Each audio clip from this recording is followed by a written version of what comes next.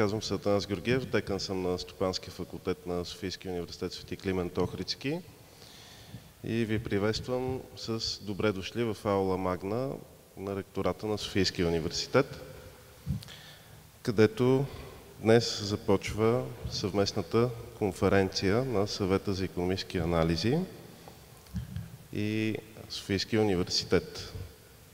За мен е огромно удоволствие да дам думата сега на професор Пламен Ненов, секретар на Съвета за икономически анализи към Министерския съвет на Република България, за да ви приветства и да открие официално събитието, като искам специално да му благодаря за това, че то се провежда за поредна година в този формат и отново с изключително интересна програма на високо ниво, с участието на редица международни учени. Професор Ненов, заповядайте.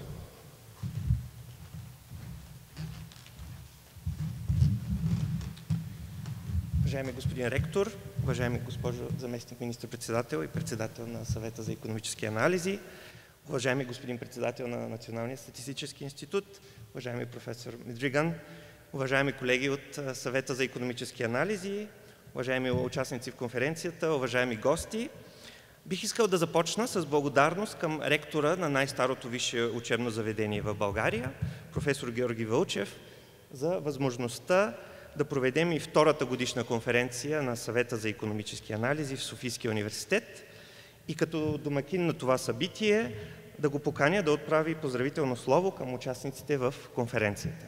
Уважаема госпожо министър, уважаеми членове на Съвета за икономически анализи към Министерски съвет, уважаеми гости, уважаеми колеги. Изключително важно събитие, за втори път се провежда в университета и то идва в потвърждение на това, че Софийския университет има една дълга, стара традиция, всички важни въпроси за бъдещето на страната да бъдат обсъждани, да бъдат дискутирани в академична среда. За това благодаря и на моите колеги от Стопански факултет, които полагат толкова много усилия. Действително Софийския университет да стане видим в очите на обществото и да се види огромната полза от работата, която имаме ние всички и като преподаватели, и като изследователи. В следващите години предстоят трудни времена. Световната икономика се преструктурира с бързи темпове, навлизат нови технологии, които ще променят и пазара на труда. И от тази гледна точка има изключително важни проблеми, които трябва да бъдат обсъдени, за да видим къде ще се ситуира българската икономика, кои са перспективните отрасли, където ще има политики за насърчаване на инвестициите, как ще се решат тежките демографски проблеми, които не са само за България, разбира се, но стават все по-значим фактор в днешно време, и мястото и ролята на образователните институции, тъй като преструктурирането на икономиките означава и много голяма нужда от преквалификация на човешкия потенциал, с който разполагаме, и ние като образователни институции трябва да готвим специалисти както в областите, където преимуществено очакваме да намерим ниши нашата икономика, а от друга страна да дадем възможност на човешкия ни потенциал да придобие нови знания и умения, така че да се впише органично в тези драматични промени, които настъпват. Пожелавам на всички участници в конференцията плодотворни дебати, интересни разговори, обмен на идеи, защото без тях ще загубим пътя към бъдещето. На добър час! Бих искал да благодаря на заместник министър-председателя на Република България и министър на финансите и председател на Съвета за икономически анализи, госпожа Людмила Петкова, че прия нашата покана, и да я поканя за встъпителни думи към участниците в конференцията на съвета. Уважаеми господин ректор, уважаеми членове на Съвета за икономически анализи, уважаеми гости, бих искала да ви приветствам с добре дошли на втората годишна конференция на Съвета за икономически анализи, организирана със съдействието на Софийския университет, Свети Климент Охридски и Европейската икономическа асоциация. Създаден през 2023 година, Съветът вече втора година успешно консултира и подпомага българското правителство при разработването на политиките и привлича вниманието ни към важни обществено-икономически и социални проблеми. За това кратко време членовете на съвета, които са утвърдени икономисти и академични преподаватели от водещи университети в България и в чужбина, свършиха значителна работа при оценяването на дългосрочните предизвикателства пред българската икономика и отправянето на предложения за най-подходящите политики за тяхното преодоляване. Този консултативен орган се утвърди като много ценен инструмент, чиято експертиза ни помага да анализираме предизвикателствата, пред които е изправена икономиката на страната и да формулираме адекватни отговори въз основата на данни и задълбочен анализ на различни варианти на политики. Чрез своята активност и обосновани становища, Съветът постига своята основна цел да подпомага българското правителство при взимането на стратегически решения за икономическото развитие, както и да информира българското общество по ключови икономически теми. През предходната година изследователи от Съвета работиха по въпроси, изискващи сериозно внимание, като регионалните икономически неравенства, недостигът на медицински специалисти в българското здравеопазване, ефектите от присъединяването към еврозоната и местните мултипликатори на работни места в България. Също така обърнаха поглед и към въпроси с дългосрочен характер, като например темата за съхранението на радиоактивните отпадъци и приемането им от обществото. За да постигнем конкурентна икономика, страната ни се нуждае от политики и инструменти, които да осигуряват повече инвестиции и технологични иновации и отрасли с по-висока добавена стойност. Иновациите и инвестициите се нуждаят от благоприятна институционална рамка, предвидимост и прозрачност. Затова реформите за постигане на устойчив растеж и по-висока производителност задължително трябва да осигуряват стабилна бизнес среда, ефективно работеща пазарна икономика и институции. Едновременно с това е необходимо да продължат усилията в борбата с неформалната икономика, нелоялната конкуренция, предотвратяването на укриването и невнасянето на данъци и отклонението от данъчно облагане, чрез дигитализация на икономиката и на административните процеси. В годишния доклад на Съвета, който ще бъде представен днес, е включен задълбочен анализ на възможностите и предизвикателствата пред българската икономика, както и основните теми, по които Съветът е работил през 2023 година. Уверена съм, че и в рамките на тази и следващите години въпросите, разглеждани от Съвета и становищата, подготвени от неговите изследователи, ще продължат да бъдат изключително полезни при взимането на работещи решения по ключови за развитието на страната ни въпроси. В заключение бих искала да благодаря на членовете на Съвета за професионализма, за ангажираността, за активността и за това, че ни предоставят своята професионална експертиза по всичките онези теми, които са водещи за осигуряването на просперитет на държавата. Пожелавам на всички участници ползотворна работа и съм убедена, че предстоящите сесии ще бъдат не само интересни, но и ще допринесат за формулирането на по-качествени политики. Благодаря. Националният статистически институт е ключов партньор на Съвета за икономически анализи при изпълнение на неговата мисия. НСИ е институция от централно значение за успешното разбиране и управление на процесите в българската икономика и подобряване на нивото на икономическо развитие на страната. Радвам се, че председателят на НСИ, доцент Атанасов, е тук, за да поздрави участниците в конференцията. Уважаема госпожо Петкова, уважаеми професор Вълчев, уважаеми членове на Съвета за икономически анализи, уважаеми представители на академичната общност, уважаеми колеги, дами и господа. За мен е голяма чест да се обърна към вас и да ви приветствам с откриването на втората годишна конференция на Съвета за икономически анализи в България. Присъствието ни днес в Аулата на най-старото висше учебно заведение в България е знак, че Съветът за икономически анализи не е поредния съвещателен орган, а е общност от доказани професионалисти и авторитетни преподаватели и изследователи в областта на икономиката, финансите, анализите и стратегическото планиране, като обединяват знанията и опита и усилията в търсене на работещи решения за икономическото, финансовото и социалното развитие на страната. В последните години българската икономика, а и светът като цяло, се сблъска с неочаквани предизвикателства. Като пандемията, предизвикана от COVID-19, енергийната криза, войната в Украйна, климатичните промени и политическите турбуленции. Все поредица от събития, които изискват да имаме обединени усилия при разработването на различни сценарии на временни, смели, понякога и непопулярни решения за прилагането на политики, които ще предотвратят задълбочаването на негативни последствия за развитието на българското общество. Основните теми, които попадат в фокуса на работата на Съвета по икономически анализи, са възможностите и предизвикателствата пред българската икономика, ефектите от присъединяването на България към еврозоната, инфлацията, индустриалната политика, социалните неравенства, демографските проблеми, политиката в областта на климатичните промени, цифровизацията, иновациите и накрая, но не по важност, изкуствения интелект, създават увереност и гаранции за успешна и ефективна работа, тъй като тези въпроси са от ключово значение за просперитета на страната.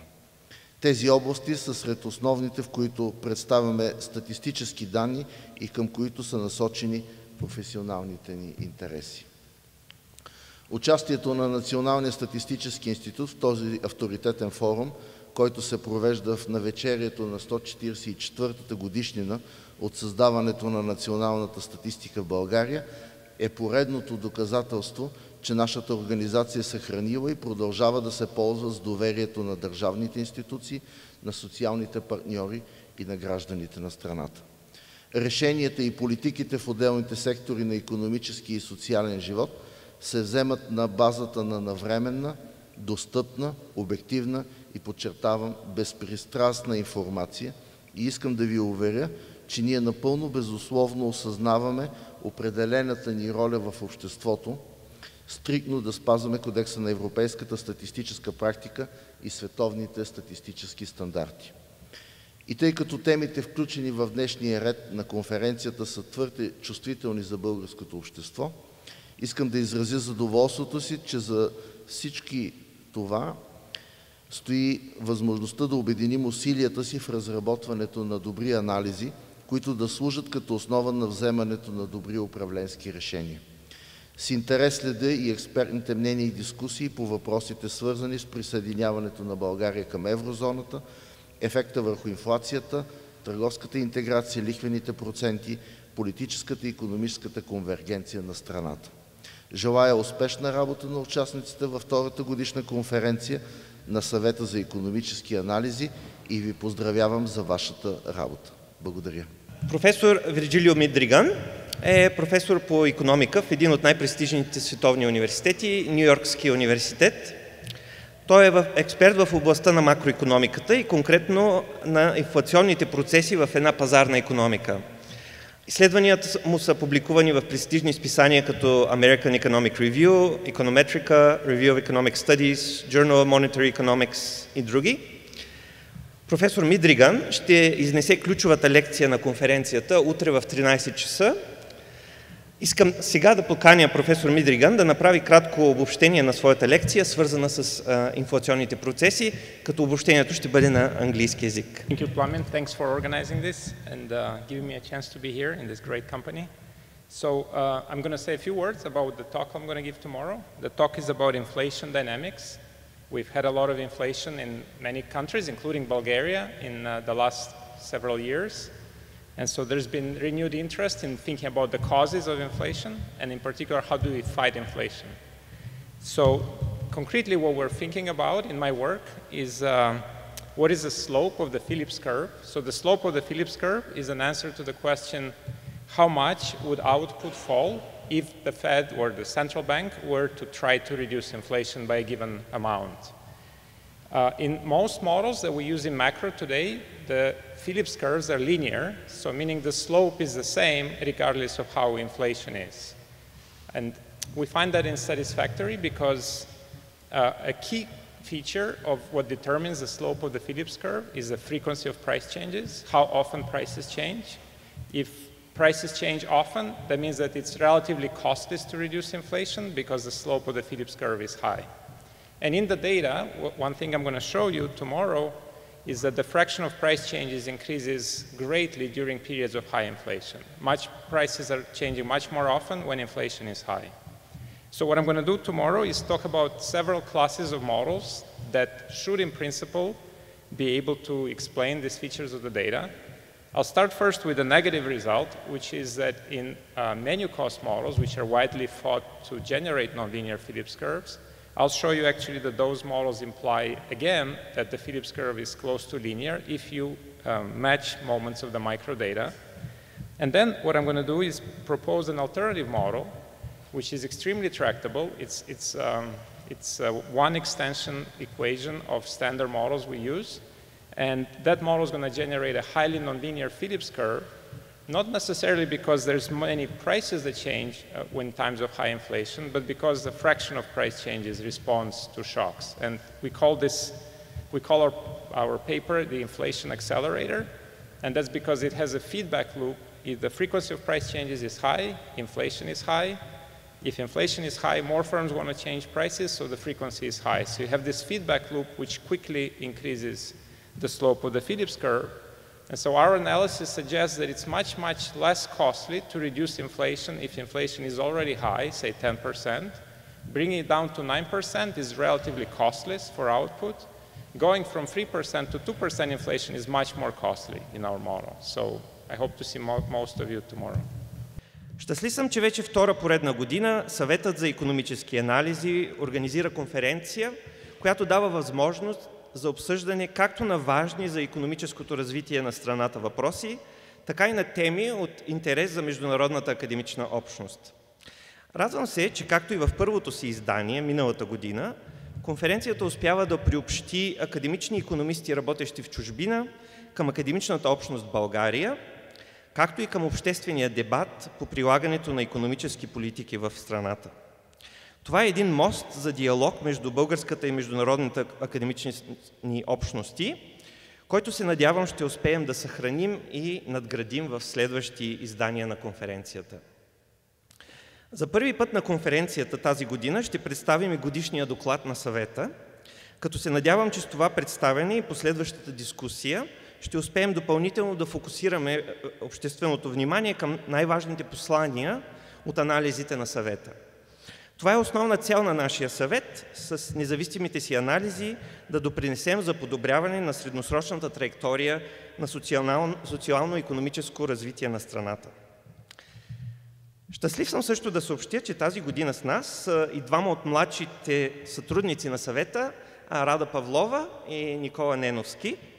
Заедно с Данаил Василев и Ема Иванова, те формират група от талантливи млади икономисти и статистици, които на доброволни начала, точно както и членовете на съвета, работят по изготвянето на анализите ни.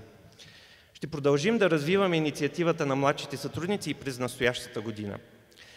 Надявам се, че младите икономисти, които преминават през тази инициатива, ще продължат своя път на развитие в академичната сфера.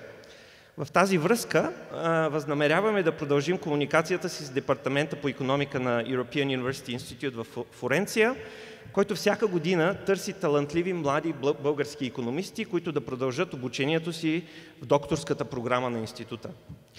С създаването на инициативата на младши сътрудници се завършва и цялостната организация на Съвета за икономически анализи. Позволете ми да споделя с вас накратко основните акценти от последните анализи на Съвета. През декември 2023 година доцент Ралица Симеонова-Ганева и доцент Калоян Ганев публикуваха анализ за недостига на медицински специалисти в България. Анализът откроява сериозен дефицит по отношение на медицинските сестри в България, както и за специфични специалности лекари. Анализ на образователната система показва, че по-настоящем тя само частично компенсира изходящия поток на лекари и медицински сестри.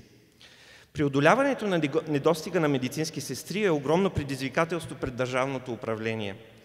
Възможните решения, които авторите предлагат, са свързани с приоритизиране на обучението на медицински специалисти, най-вече на медицински сестри, задържането им в България, обратно привличане на българските специалисти, работещи в чужбина, както и значително подобряване на условията на труд и възможностите за кариерно развитие.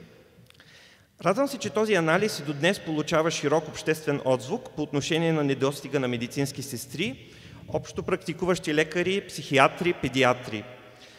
Анализът в известна степен провокира и първите реакции от страна на взимащите политически решения. Например, скоро след публикуване на анализа, професията медицинска сестра беше обявена за защитена, което би увеличило заплащането и съответно привлекателността на тази професия при избирането на образователна специалност. Също се планира отваряне на нови и допълнителни места за специалност медицинска сестра в различни български университети. Анализът на доцент Симеонова-Ганева и доцент Ганев, както и анализите, представящи регионалните икономически неравенства в България и икономическите ефекти от присъединяването към еврозоната, залегнаха като глави в годишния доклад на Съвета за 2023 година. Освен тези глави, годишният доклад съдържа и титулна глава, изготвена от мен и доцент Калоян Ганев, която дава обзор на състоянието на българската икономика през 2023 година. Доцент Ганев ще представи годишния доклад по-късно днес на нашия панел. Един конкретен фокус на титулната глава, който бих искал да спомена накратко тук, се отнася до инвестиционната активност в България и конкретно трайния и сериозен спад на капиталовите инвестиции в страната след 2010 година, особено съотнесен към съпоставими страни в Източна Европа, като Румъния и Хърватия. Анализът в годишния доклад по отношение на видове активи сочи, че най-сериозна е разликата при нежилищни сгради и съоръжения, където разликата спрямо, например, Румъния към 2023 година е около 7% пункта от БВП. Тук влизат ключови публични инвестиции като публична инфраструктура, която е несъмнено важна за дълготрайния растеж на икономиката. Компенсирането на тези разлики изисква сериозен ангажимент към капиталовите инвестиции от страна на правителството или по-активни стъпки към ангажиране и стимулиране на частния сектор при строителството и експлоатацията на инфраструктура. При нематериалните активи и инвестициите в машини и оборудване не се наблюдават същите отрицателни тенденции, но все пак инвестиции в нематериални активи трябва да догонват много по-високите стойности на по-развитите страни в Европейския съюз. Също така инвестициите в машини и оборудване могат да бъдат стабилизирани на относително по-високи нива, което ще допринесе за по-бърза технологична модернизация на икономиката. Добре структурирани и финансирани политики, насочени към стимулиране на инвестициите в тези видове дълготрайни активи, под формата на грантове за иновации и технологична модернизация, биха имали положителен ефект за ускоряване на ръста на производителността. Освен тези политики, е необходимо и продължаване на усилията за структурни реформи в правораздавателния сектор, които да увеличат сигурността и предвидимостта на инвестициите. По отношение на анализите за тази година, вече имаме публикувани 2 анализа и планираме реализацията на още 4 до края на годината. Анализите за тази година включват първи анализ за годината, ядрените отпадъци и приемането им от обществото с автори Петю Бонев, Ралица Симеонова-Ганева и Калоян Ганев. България е една от 12-те държави членки на Европейския съюз, които разполагат с атомни електроцентрали. Развитието на ядрената енергетика неизбежно е свързано с дългосрочното решение на проблема с съхранението на радиоактивните отпадъци. На практика всички решения, прилагани до момента по света и в България, са с временен характер. Налице е научен консенсус, че тези временни решения не са оптимални и е нужно дългосрочно решение. В глобален план отлагането на решаването на този проблем се дължи основно на няколко фактора, сред които е и приемането от обществото или наличието на така наречена местна съпротива от типа "не е в моя двор". Целта на анализа е да представи накратко ситуацията в България. Основен фокус е поставен върху приемането на радиоактивни отпадъци от обществото и в анализа се разглеждат резултатите от модел, базиран на принципите на публичния избор, който дава основа за демократично решение на проблема. Използваният подход съчетава референдум на местно ниво с различни варианти на икономически стимули. Втори анализ е мултипликаторите на заетост в България с автори Пламен Ненов и Рада Павлова. Анализът представя първото по рода си изследване за България на местните мултипликатори на работни места. Местният мултипликатор на работни места измерва общото увеличение в местната заетост в резултат на добавянето на едно работно място на местния пазар на труд. С оглед на големите и трайни дисбаланси в нивото на заетост на територията на страната, стойностите на тези мултипликатори са от ключово значение за прилагането на ефективни мерки за регионално икономическо развитие. Анализът разкрива, че в България се наблюдават съществени географски различия по отношение на местните мултипликатори между общините в различни области на страната. Например, наблюдават се по-високи мултипликатори за области с по-ниски нива на заетост и на икономическа активност, докато измерените мултипликатори за София и областта са сравнително по-ниски. Изчислените мултипликатори за България показват, че провеждането на икономически политики, насочени към намаляване на регионалните дисбаланси, може да допринесе за увеличаване на общата заетост и икономическа активност в страната.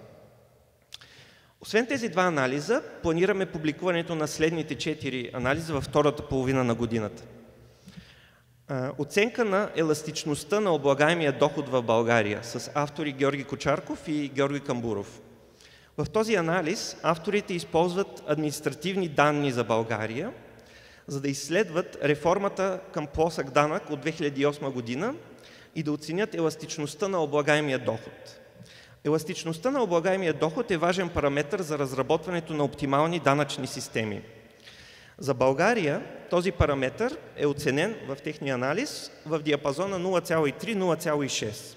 Какво значи това? Тази оценка означава, че намаляването на пределната данъчна ставка, например от 36 на 23%, увеличава трудовите доходи преди облагане с данъци с 6 до 10%. Тази оценка не е далеч от оценките на този параметър за други държави в Европа.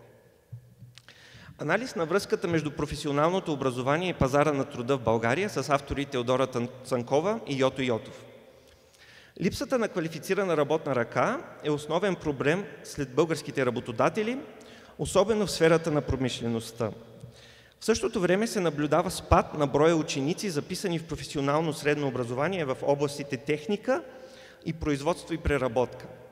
В анализ, който ще излезе през втората половина на годината, Йото Йотов и Теодора Цанкова изследват връзката между броя ученици, записани в професионално обучение, и износа на стоки на областно ниво. Резултатите показват, че ръста на износ води до увеличение на броя ученици, записани в професионални направления, свързани с индустриите, които произвеждат тези стоки. С други думи, наблюдава се сравнително бърза реакция от страна на търсенето на професионално образование в тези по-перспективни местни професионални направления. Икономически ефекти от демографската динамика в България с автори Георги Камбуров, Георги Кочарков, Пламен Ненов, Калоян Ганев, Ралица Симеонова-Ганева, както и доцент Илица Димитрова от Департамент демография на Института за изследване на населението и човека при БАН. На първо място, анализът ще представи дългосрочните демографски тенденции за България спрямо други страни в Европа, за да открои индикаторите, по отношение на които България се различава значително от други европейски страни. На второ място, анализът ще изчисли приноса на демографския компонент към ръста на БВП в България. Предварителните резултати показват, че след 2000-та година положителният принос от по-висока заетост компенсира отрицателните демографски процеси. Това поддържа нетния принос на работната сила към ръста на БВП близо до нулата. Тази възможност за компенсация обаче се ограничава след 2010 година поради ускоряване на неблагоприятните демографски тенденции. В резултат на това нетният принос на ръста на работната сила към ръста на БВП е отрицателен след 2010 година и от порядъка на средно 0,4% пункта на година. Невъзможността за пълна компенсация чрез увеличаване в заетостта най-вероятно ще бъде допълнително ограничена в следващото десетилетие с оглед на ускорението на неблагоприятните демографски процеси. На трето място, анализът ще обобщи голям набор от възможни политики, адресиращи както конкретни демографски тенденции, откроени за България, така и други възможности за компенсация на тези демографски тенденции по отношение на пазара на труд, образованието, капиталообразуването и ръста на производителността. Не на последно място е анализ на икономическите ефекти от присъединяване към Организацията за икономическо сътрудничество и развитие, ОИСР, с автори Йото Йотов, Пламен Ненов, Джеф Нилсън и Ема Иванова. Членството в ОИСР е една от стратегическите цели на българската външна и икономическа политики през последното десетилетие. Причината за това е, че членство в ОИСР се счита за отличителен белег на икономически и политически развита страна. Анализът ще представи накратко организацията и нейната дейност, ще опише процеса на присъединяване, както и опита на други страни от Източна Европа. По отношение на ефекти за икономиката, анализът ще разгледа ефекти върху търговските и капиталовите потоци, както и върху качеството на институциите в страната, която се присъединява. Ще държим правителството и обществеността в течение на тези наши изследвания с оглед на важността им за българската икономика и нейното развитие. Искам да завърша с специални благодарности към моите колеги в Съвета Георги Кочарков и Ралица Симеонова-Ганева и на нашите доброволци за работата, която свършиха по организацията на конференцията за втора поредна година. Също искам да благодаря на служителите в секретарията на Съвета от дирекция стратегическо планиране към Министерски съвет и на директора на дирекцията, господин Радослав Миланов, за добрата ни съвместна работа. For a beginning, let me say a few words on what I'm going to talk about. So basically this is the report, but I will be covering the 4 chapters that the report consists of. Please allow me to take the liberty to not use any titles before the names of the team that made the report. This team is respectable enough to be confused about the quality, and I personally am very humbled and at the same time honored to be part of this team. So the annual report is a team effort that aims to combine a view on the state of the Bulgarian economy with an in-depth treatment of the key issues related to the long-term developments of the Bulgarian economy, along with some policy recommendations, how to deal with the major bottlenecks. Okay, the 4 chapters are listed here in this slide. The first chapter is devoted to an overview of the Bulgarian economy in 2023. We consider the main opportunities, at the same time we consider also the main challenges that stood before the Bulgarian economy and continue standing before it. The rest of the chapters, as Pламен Ненов also already mentioned, simply the 3 policy briefs, as we call them, that were prepared and published in the last year. So I'll begin by presenting the content of the first chapter, and then I'll spend some time also on the remaining ones. So chapter 1 is titled The Bulgarian Economy in 2023, Opportunities and Challenges. It was prepared by Pламен Ненов and me. It is a snapshot of the Bulgarian economy as of the end of 2023. It discusses the real sector, gross domestic product and its components, labor productivity, investments, the labor market, inflationary developments, and also the external sector. Notably here we pay attention to the current account balance. As it already became clear this chapter has a specialized section which is titled In Focus, and here we try to draw the attention of the public and most importantly of the government to the long-term implications of investment-related issues we have observed over the past decade or so concerning the Bulgarian economy. Okay, so let me move now directly to some detail in each of the points that constitute the chapters. So, looking at the dynamics and the composition of economic growth, there are two main takeaways. The first one is that we see some signs of slowdown in 2023, of course related to the Bulgarian economy, but not only the Bulgarian economy. The main explanation behind this slowdown is that the Bulgarian economy, which is still very small, although it increased considerably over the past 20 years or so, it is very open also. It is very dependent on external, mainly EU demand due to trade integration. Of course, this is not the sole reason, but the fact that the largest EU economies are the main trading partners of Bulgaria, and the fact that the sum of imports and exports of Bulgaria is very large as a share of GDP, this determines that if there is a crisis, or at least a slowdown in the euro area, in the European Union, this will be reflected also locally, and this is what we observe. As I said, this is not the sole reason behind the slowdown. One such factor that undermines long-term growth is that the growth of private consumption over the past couple of years has been unsustainably high against the backdrop of investment which has been very weak.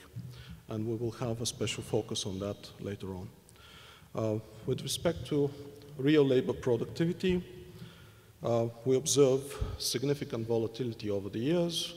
That's why we decided to calculate some kind of long-term component of this indicator. At the end of the period, we see some slight increase, but to be honest, let's not be overly optimistic about that. Let's wait and see if labor productivity continues this weak but positive trend.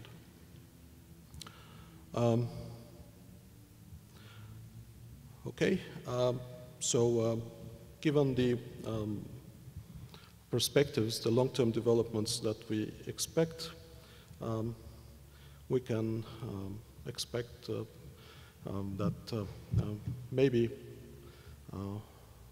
policy will be needed here to boost productivity additionally. Okay, so now on the main concern that we find with respect to Bulgaria's development macroeconomically, gross fixed capital formation, or as we also know it, investment in fixed capital. Its share in GDP has been steadily declining over the years, notably over the past decade.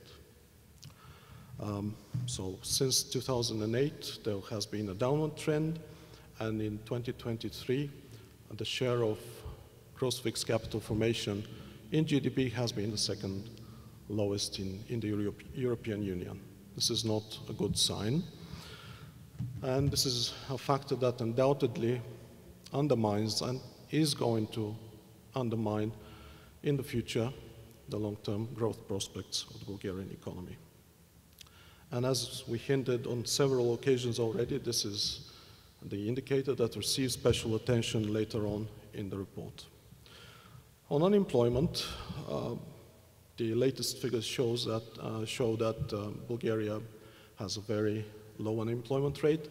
There is a slight upturn observed in 2023, but it's no concern at all. It's one of the lowest unemployment rates in Europe.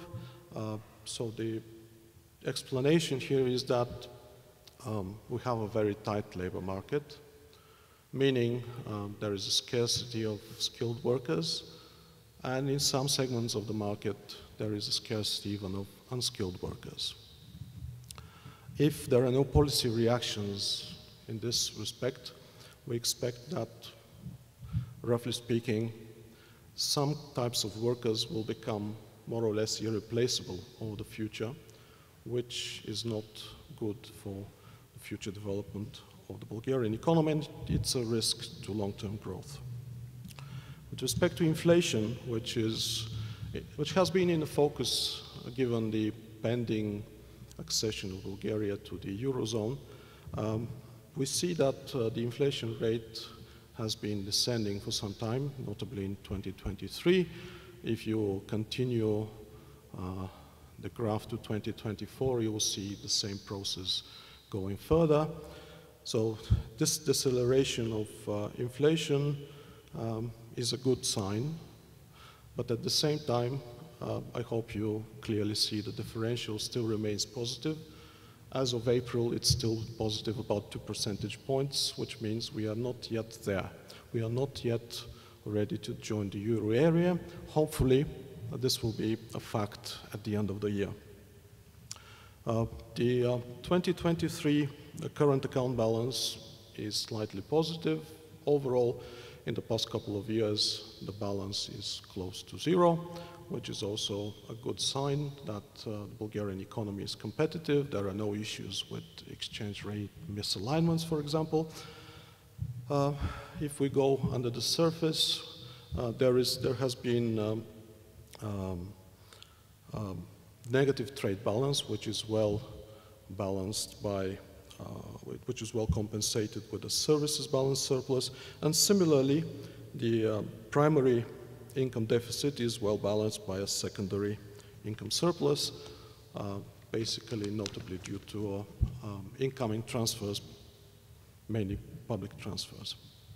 Our annual report also makes an overview of economic forecasts of major forecasters. We ourselves don't have our forecasts because, well, it's a team of economists, but it's not a collective body. So from time to time we have differences in our views, but we critically review the forecasts of major forecasters, and what we saw is that, and those forecasters that we selected are the Institute for Analysis and Forecasts of the Ministry of Finance. We learned yesterday that this institute is going to become, again, an integral part of the Ministry of Finance, the Bulgarian National Bank, the International Monetary Fund, and the European Commission. For 2024, we see that the forecasts are, roughly speaking, packed in the range 1.9, 3.2%. Well, this is a good growth rate, but not good enough to ensure real convergence, fast real convergence, what we all want. For 2025, the expected figure is about 3%, again, in the same range. So again, far from the desirable levels. Concerning inflation, all institutions that we have reviewed, they expect further inflation deceleration, which I also hinted upon earlier. And hopefully the inflation criterion is met at the latest in the beginning of 2025. Okay, the In Focus section, it elaborates on the persistent slump of gross fixed capital formation, which I tried to attract your attention to earlier. It points that by 2023, there was a 9 percentage point differential compared to Romania. And this well explains, of course, over a longer period, why Romanian real convergence was a lot faster than the Bulgarian one. So, in more detail, why was that so? It was not because investment in intangible assets was low compared to Romania. If you look at the right-hand side graph, you see that Bulgaria and Romania are more or less in the same basket. But at the same time, if you look to the EU averages, you will find out that both Bulgaria and Romania are well below the EU averages. Okay, it wasn't also because of investments in machinery and equipment,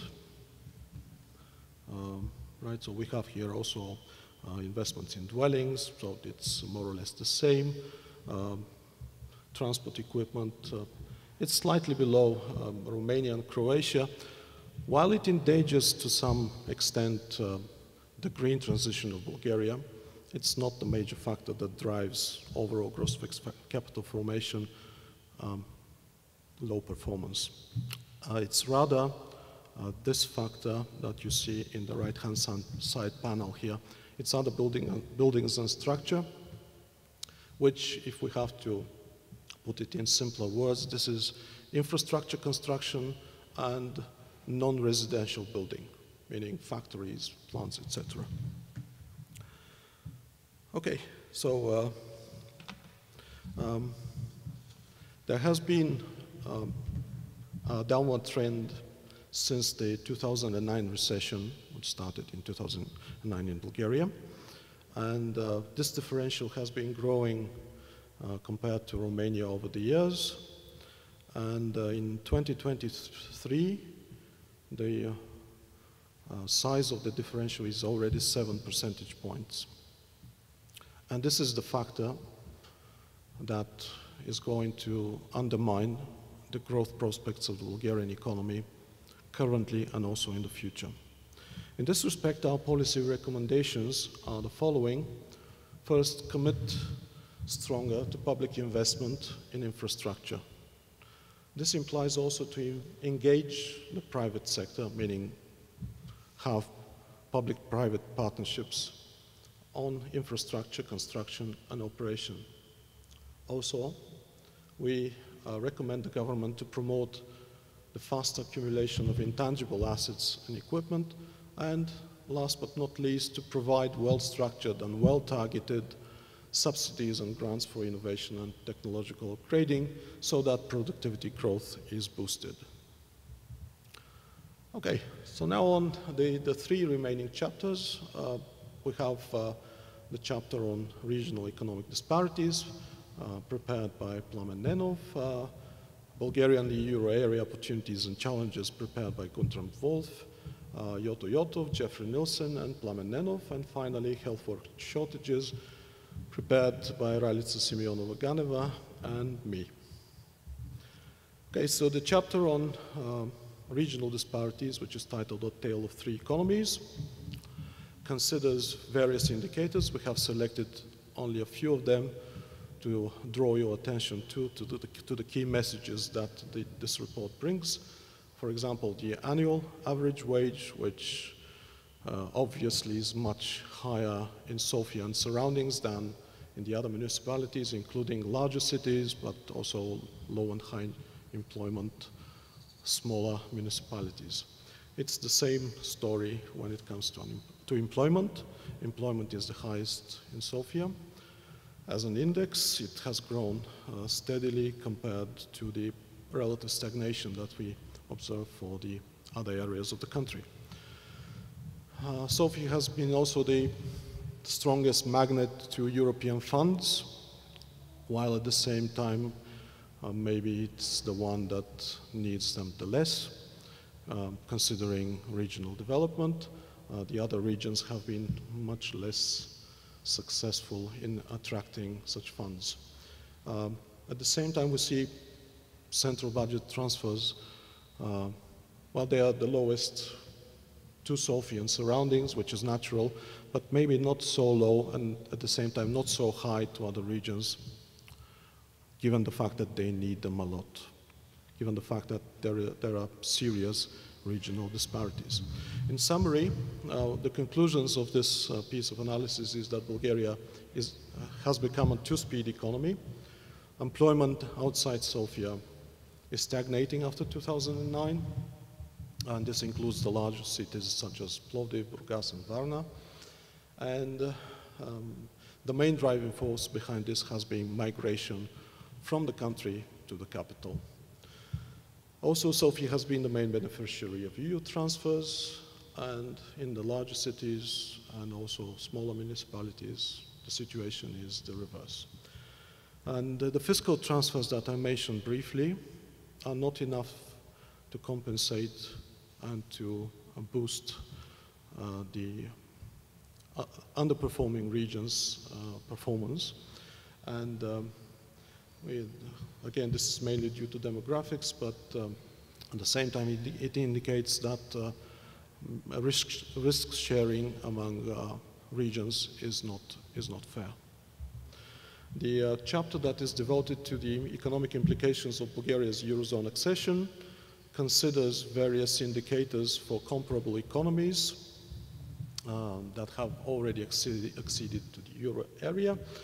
Overall, the report provides evidence what are the potential effects of Bulgaria joining to the euro area. The focus is on 4 economic channels: inflation and inflation perception, trade integration and trade flows, financial integration and capital flows, and interest rates and government debt. Okay, so the graph that you see consider something which is called point 0. This is the point of accession, and there are 24 months before accession considered and 24 months after accession that are included here. So basically, the pictures well indicate that there is no major source of concern. Even there have been some fluctuations. Those have subdued quickly, and because of this experience, there is no major concern for the Bulgarian economy. This is also very clearly seen from the convergence of interest rate spreads over German government debt, especially after accession. It is clear that the rates of the benchmark economies here are within the criterion as specified in the European regulations. Okay, so in summary, the report, the policy brief states that euro area accession is unlikely to become an issue for the Bulgarian economy because the Bulgarian economy is already de facto a member of the euro area, given that it has a currency board arrangement for a lot of years already. And the expected benefits from euro area memberships are that there will be improved liquidity management and public debt, there will be reduced transaction costs, and also Bulgaria will become a part of the formal decision-making at the highest level concerning monetary policy. Of course, there are some challenges, and one of the challenges is related to possible one-off effects immediately after accession. Again, evidence from the economies considered shows that no long-term effects have to be expected. Another challenge is the greater financial integration, which might cause some issues related to capital inflows, and this can be counteracted with macro-prudential policies, of course, and some limited effects on interest rate spreads can be also expected, but compliance with EU treaty rules is a good counteraction in this respect. And finally, the final chapter, which is the policy brief on health work shortages.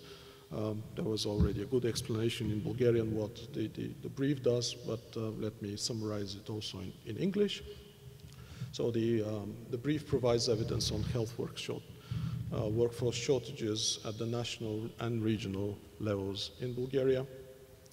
The analysis is based on choosing a benchmark, which is the medians of selected relevant indicators for the European Union, European Free Trade Association, and European Economic Area, and candidate countries.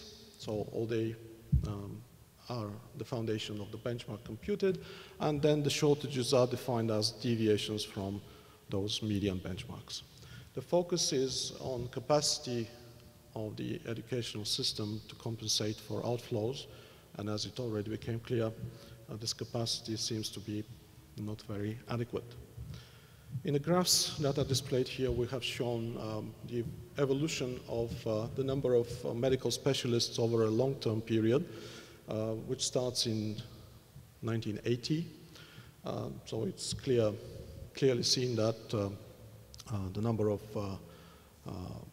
nurses and midwives specifically have decreased substantially, which causes the issues of present in our healthcare system. So the left-hand side graph is raw numbers, and the right-hand side graph is per 1,000 population. These two graphs, the two panels, illustrate the idea that the educational system is incapable, especially recently, to compensate for the outflow of medical specialists. For physicians, it hasn't been so until recently, but the past couple of years, they provide an indication that physicians are also an issue. But if you look to the right-hand side panel, it is obvious that nurses are the major concern of the Bulgarian healthcare system. I know it is not only Bulgaria that has this trouble, but this is very pronounced here, and it poses a major threat to development. So in summary, there are considerable shortages regarding nurses, but of course also certain specialists of medical care, such as general practitioners, psychiatrists, and some others. Those issues concern mainly the less developed regions, but they are also starting being felt in Sofia. We have proposed a number of policy actions. Some of them we have selected are here: to invest more in human capital formation and the reduction of overemployment of specialists, and also to improve the institutional framework towards developing competitive markets, and finally to promote the medical professions and improve their public prestige. So this concludes my presentation of the report. Me and my colleagues will be very glad to discuss all this and related issues after in the discussion sessions. Thank you for your attention and your patience. Today I'm going to present the results of our Article 4, which was recently completed. Normally these reports, or each of these reports, has three elements: kind of what's happened recently, what we forecast to happen, and what our policy recommendations are. Today I'm really going to just focus on our policy recommendations. And I say these, we always present these as outsiders, so we will never have all of the context that you have living here in Bulgaria, though my colleague Iglika helps reduce our foreignness. But we say these in order to prompt conversation and to provide a perspective that comes from what we see happening globally and cross-country experience. So we have no monopoly on the truth here. The idea is very much to suggest discussion. So what I would like to do is focus on what we see as the 5 main priorities. The first is managing inflation pressure within a fixed exchange rate. The second is addressing Bulgaria's large social and developmental needs. The third is increasing public sector resources to ensure sustainability. The fourth is accelerating convergence via more competitiveness in the private sector. And the fifth is reducing emissions while taking care of those affected in the transition. Okay, so the first, we're focusing on the fiscal position. So this is some work done by my colleagues on what are the drivers of inflation in Bulgaria. So most of the discussion globally has been on the supply shocks, specifically what's happened to food and energy prices. Also the impact of supply chain bottlenecks that came either as a result of the pandemic or the problems in the Red Sea shipping lanes. But there's also an element for the demand side that can exacerbate the amount of inflation that we are seeing. Now, this decomposition is not straightforward to do. The results depend a lot on the specification that you use, but it points to a larger issue. What we find is that the demand side did increase the amount of inflation that we saw relative to a scenario in which the supply side alone was driving the inflation. And what this means is that spending by the private sector or the increases in the fiscal deficits were above sustainable levels, which led to higher pressure on prices. Now, this points to a broader issue.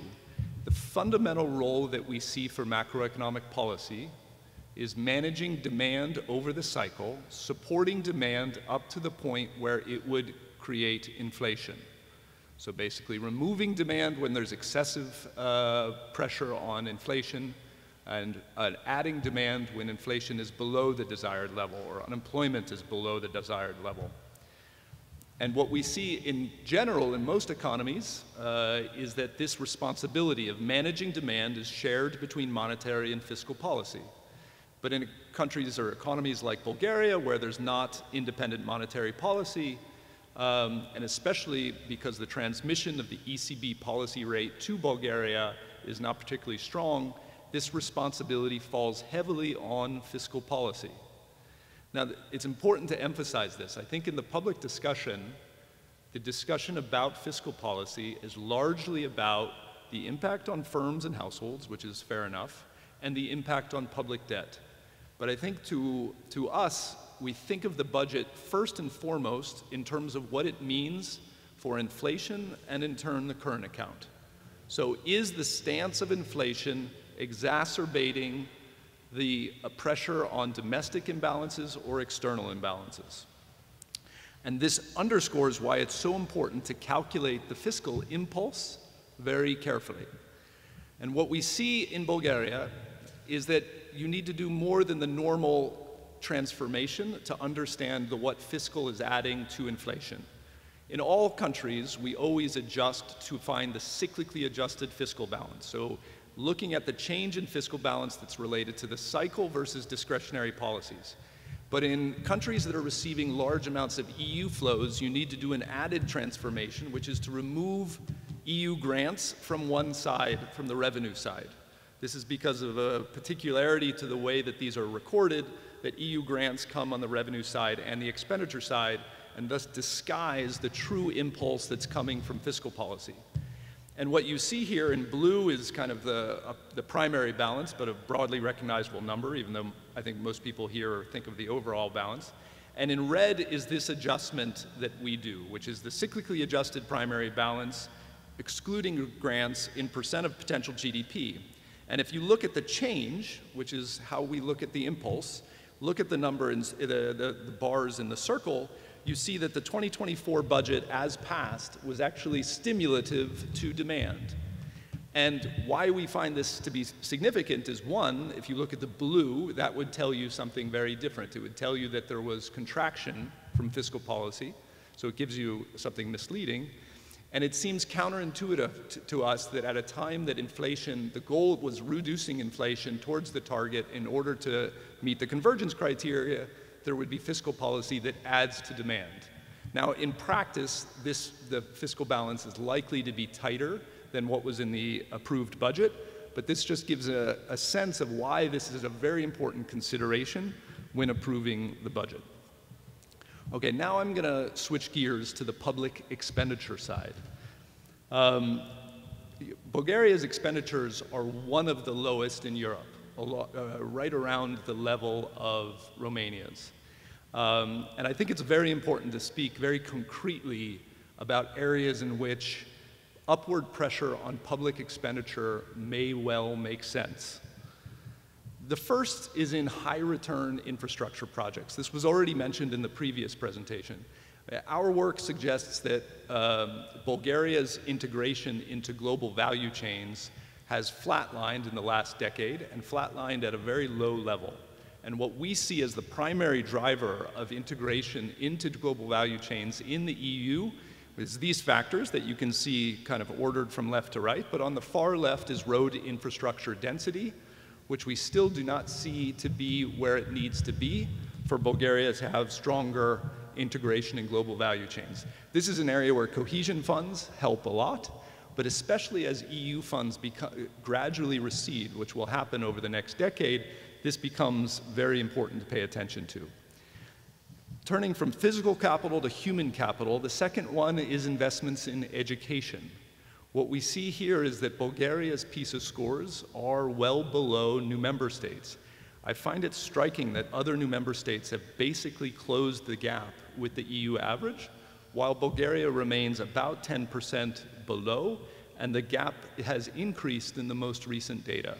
And what we see here is there needs to be greater attention, in part on the incentive structure for teachers, and in part on helping disadvantaged students, that is also contributing to a high dropout rate and lower completion of tertiary education than we see elsewhere. And the final one is on the pension spending. In some of the countries where I'm visiting, there's sometimes pride in looking at sustainability of a pension system in and of itself. But I think the right way to think about a pension system is to first ask, are we avoiding old age poverty? It is one of the so if at a macro level, the responsibility of macroeconomic policy is to avoid imbalances like inflation, when you get down to what a public budget is meant to do, things like avoiding old age poverty are really central. And what you see is that the average pension in Bulgaria is at the minimum wage, which suggests that a very large portion of pension recipients are receiving an income well below the minimum wage. So I think in terms of the way we structure the conversation, and I will get to the revenue side because sustainability is very important, but I think it's important to recognize that we're not where we need to be on pension spending. So now I'll get to the revenue side. The way to reconcile the need to have a fiscal balance that does not contribute to inflation and expenditures that meet Bulgaria's social and developmental needs is having adequate resources. And I think this is perhaps going to be the least popular of my slides. And I think fundamentally we see a need for more public government revenue. And what you see is that government revenue in Bulgaria is among the lowest in Europe. And when I mention this, I generally hear two main retorts. The first is that we can't increase taxes because it will kill investment.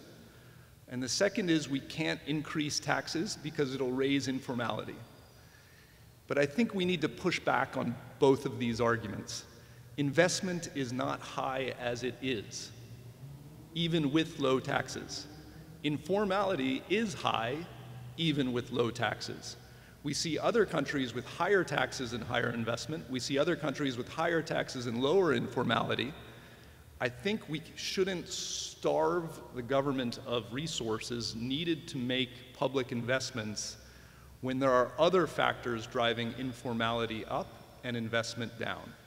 So again, I'm saying that a bit provocatively, but I think we really need to push this idea that Bulgaria must always be a low revenue country.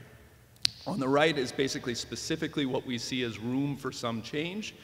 There's a few areas on tax rates, which is on income taxes and reversing the VAT reductions that we saw in the pandemic. The Social Security contribution is quite low relative to other peers.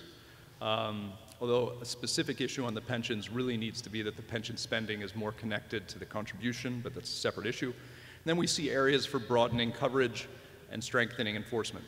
Now, this is not to say that we don't see room on the expenditure side for generating savings. Subsidies is an obvious area, and this includes both the transfers to SOEs, which have exceptionally low profitability to negative profitability relative to their private sector counterparts.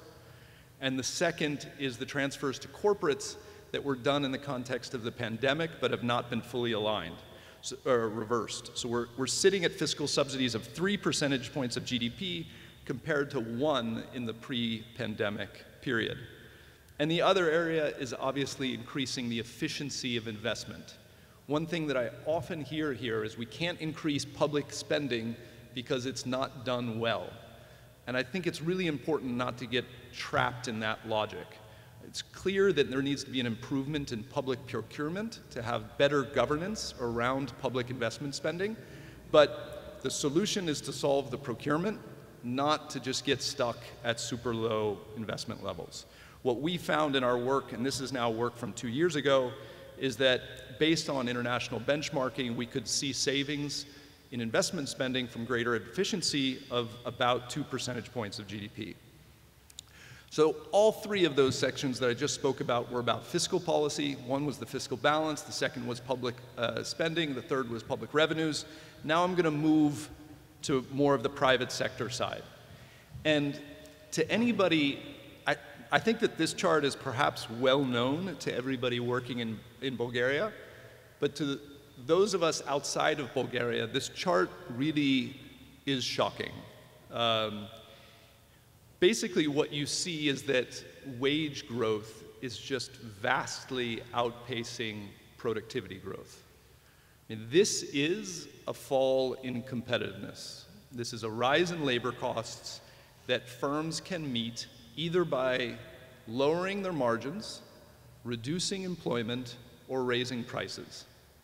Now, the common retort is that the starting level is very low in Bulgaria, so there is room for this to increase without causing massive problems. And it is true that we do not see a massive current account deficit. What you would expect if you were losing competitiveness this greatly, you would see a big external imbalance. But just because we don't see that does not mean it's not a concern. I think this is something that one has to come to terms with over time. And this underscores why, I think price competitiveness is very important, but also focusing on non-price competitiveness. And the place to start is inevitably on the corruption. I'm sure that everybody is a bit tired of hearing about this issue, and it can seem, I think, a bit nebulous, particularly in an economic discussion. I think the good news is that there's been real progress in this space, both in terms of the legal changes and the constitutional changes, and recent actions by the EC have recognized this progress. But at this stage, we see a lot of room for improvement on the implementation of what has been passed. This is the Countering Corruption Act, this is asset recovery, this is broader issues related to the gray list. So the work here is not done. And the second issue relates to the labor force, and this is something that is really plaguing basically every country in the world outside of Africa and some parts of Asia, albeit to different degrees. If you read our Article 4 about Germany, this is the fundamental concern that we have about German economic growth. It's not all of the discussion about cars and energy, although those are things to be considered. It's really demographic. So this is not obviously unique to Bulgaria. But what we see is that policies to increase fertility do not seem to have a very strong impact as a way of reversing the decline in the labor force. The increase in retirement age, the progressive increase in retirement age, Bulgaria has helped a lot, but you still have a 1.5% decline per year on average in the working age population over the last decade. And when you have this, there's basically two options. There's immigration and there's increasing labor force participation. Immigration is an issue that we all know is quite politically tricky, and basically all of Europe and the United States are becoming more hawkish, less allowing of immigration right now for political reasons, which really forces you into the other camp, which is labor force participation. And then the final point in competitiveness relates to financial stability. And this relates to a long-standing discussion that we have with the central bank on ways in which we think financial sector stability can be improved. Now on this one, I think it's really important to emphasize that two things. One, credit to households in Bulgaria, as you see here, is the highest in Central, Eastern, and Southeastern Europe by far, just by far. I haven't looked at the chart recently, but I would assume this is the highest in Europe and one of the highest in the world at this stage in the monetary policy cycle. At the same time, we don't see immediate risks to the financial sector. Banks are extremely well capitalized, they're extremely liquid, NPLs are low, profits are good, so we don't see an immediate concern, which lends to the question of why do we think there is value in introducing borrower-based measures. And the main reason is that it's just an added source of insurance.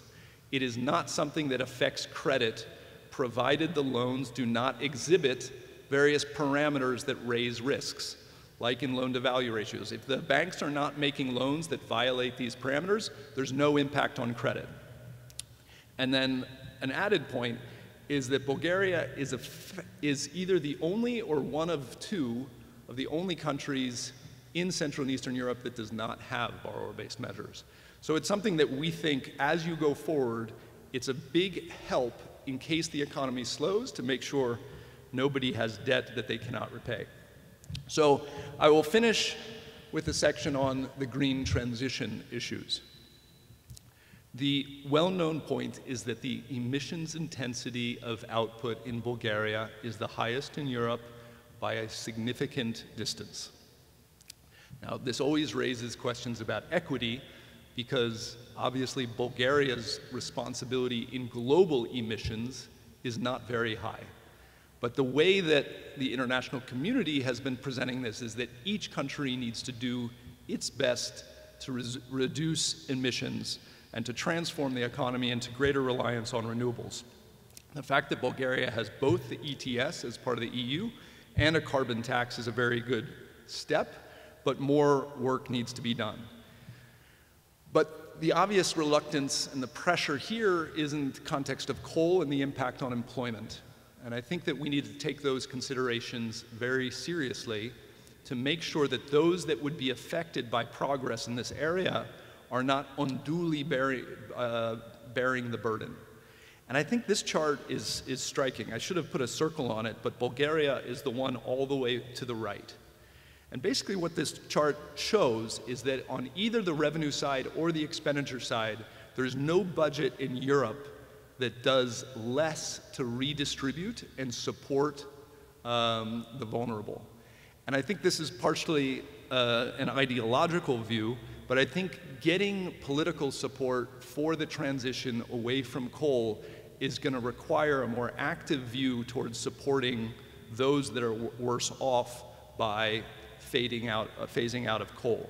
And for this reason, I think that accessing the RRF is really important. Almost half of the RRF funds are for the green transition, and that includes both paying for investments in green supply and also money to support those workers that are negatively affected, which is the so-called just transition. And I think the issues that I was talking about before on corruption, those reforms are not just important because they reduce corruption, but they're also what unlocks the RRF funds. So to wrap up, I'd just maybe make 4 points from our Article 4. The first is the importance of measuring the fiscal stance correctly to make sure that fiscal policy is not inadvertently adding to pressure on inflation. The second is that Bulgaria has legitimate large expenditure needs related to social and developmental needs, and they require more public revenue. The third is that lower corruption and higher labor participation are going to be needed to accelerate convergence. And the final point is that reducing emissions while protecting the vulnerable requires the RRF funds. I'll stop there and look forward to another discussion. Today, I would present to you a recent report that we worked on and we published on the basically growth potential of Bulgaria and what are the hindrances, but also the opportunities for faster economic growth in Bulgaria. What was the starting point before we performed this analysis?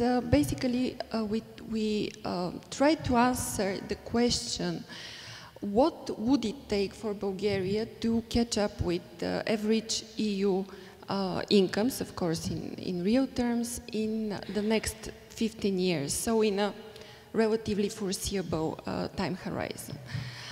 This is basically the fundamental, the starting point of the analysis, and the good news is that we demonstrate that with the proper set of reforms, Bulgaria can indeed catch up to average EU incomes already in less than 15 years, because the analysis was done about 2 years ago. The main problem is that Bulgaria's economy has slowed down substantially its growth rate in the pre-COVID decade. Let me just show you the comparison. I don't have it here, but basically it was slowed down by more than twice to 2.1%. At those rates, economic growth rates, Bulgaria will not converge to average EU incomes within this century. Another very serious problem that was also mentioned by my predecessors is the huge economic and regional inequalities in Bulgaria, which continue to widen and to undermine the human capital growth formation. Hence, starting from those problems, we try to see and to identify those critical reforms that can help boost Bulgaria's post-COVID growth rates to above 4%, because this is the average growth that we need in order to converge to average EU incomes, of course with the underlying set of assumptions in the next 15 years. The starting point, of course, is a production function, slightly modified, but what we did were several growth simulations where we developed 3 scenarios: a baseline scenario in which Bulgaria does not engage in any reforms, so basically the status quo is preserved, a moderate reform scenario, and of course an ambitious growth scenario which leads to this relatively speedy convergence. So basically, using this production function, we see that first, it was also mentioned here before, we need to accelerate investment. Second, we need to unleash Bulgaria's human capital potential. Of course, human capital potential means a lot of things, but one of our focuses was on the equality of opportunities. Third, we need to boost productivity growth, where we look specifically into fair market competition, efficiency of markets, rule of law, and application of competition rules. And third, public institutions. How can we strengthen the public institutions so that they can level the playing field among firms and help Bulgaria reach the productivity frontier? For the purposes of this synthesis report, we produced several in-depth analyses which basically answer some of the questions on each of the inputs, basically production inputs that I've mentioned. This is, I think, the key takeaway from our analysis. This graph, it shows first the baseline no reform scenario, which is the gray area below. You can see that if no reforms are undertaken in the next couple of years, Bulgaria's growth would decline to 1.25 by 2050. So we are set to face a growing, a deceleration of Bulgaria's economic growth in the coming 2 to 3 decades.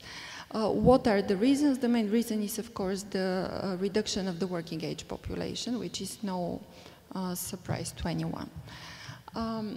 But what can Bulgaria do? In fact, Bulgaria can counteract those negative demographic trends with ambitious reform that can boost productivity growth.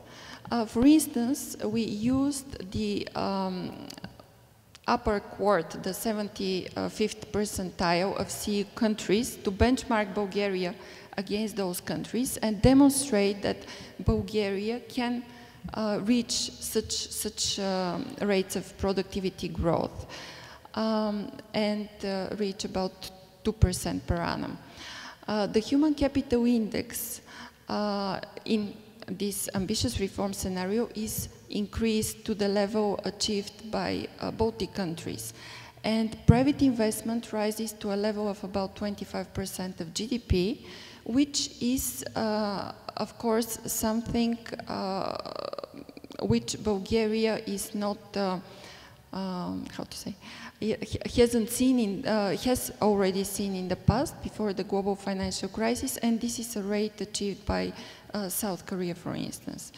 And public investment is assumed to absorb efficiently EU structural funds. So basically, with all these reforms, which, as I said, are not something imaginary, but have already been achieved by some of our peers here in the region, like some of the CE countries, some of the Baltic countries. So with this set of reforms, Bulgaria's economic growth can increase to above 4% on average up to 2050.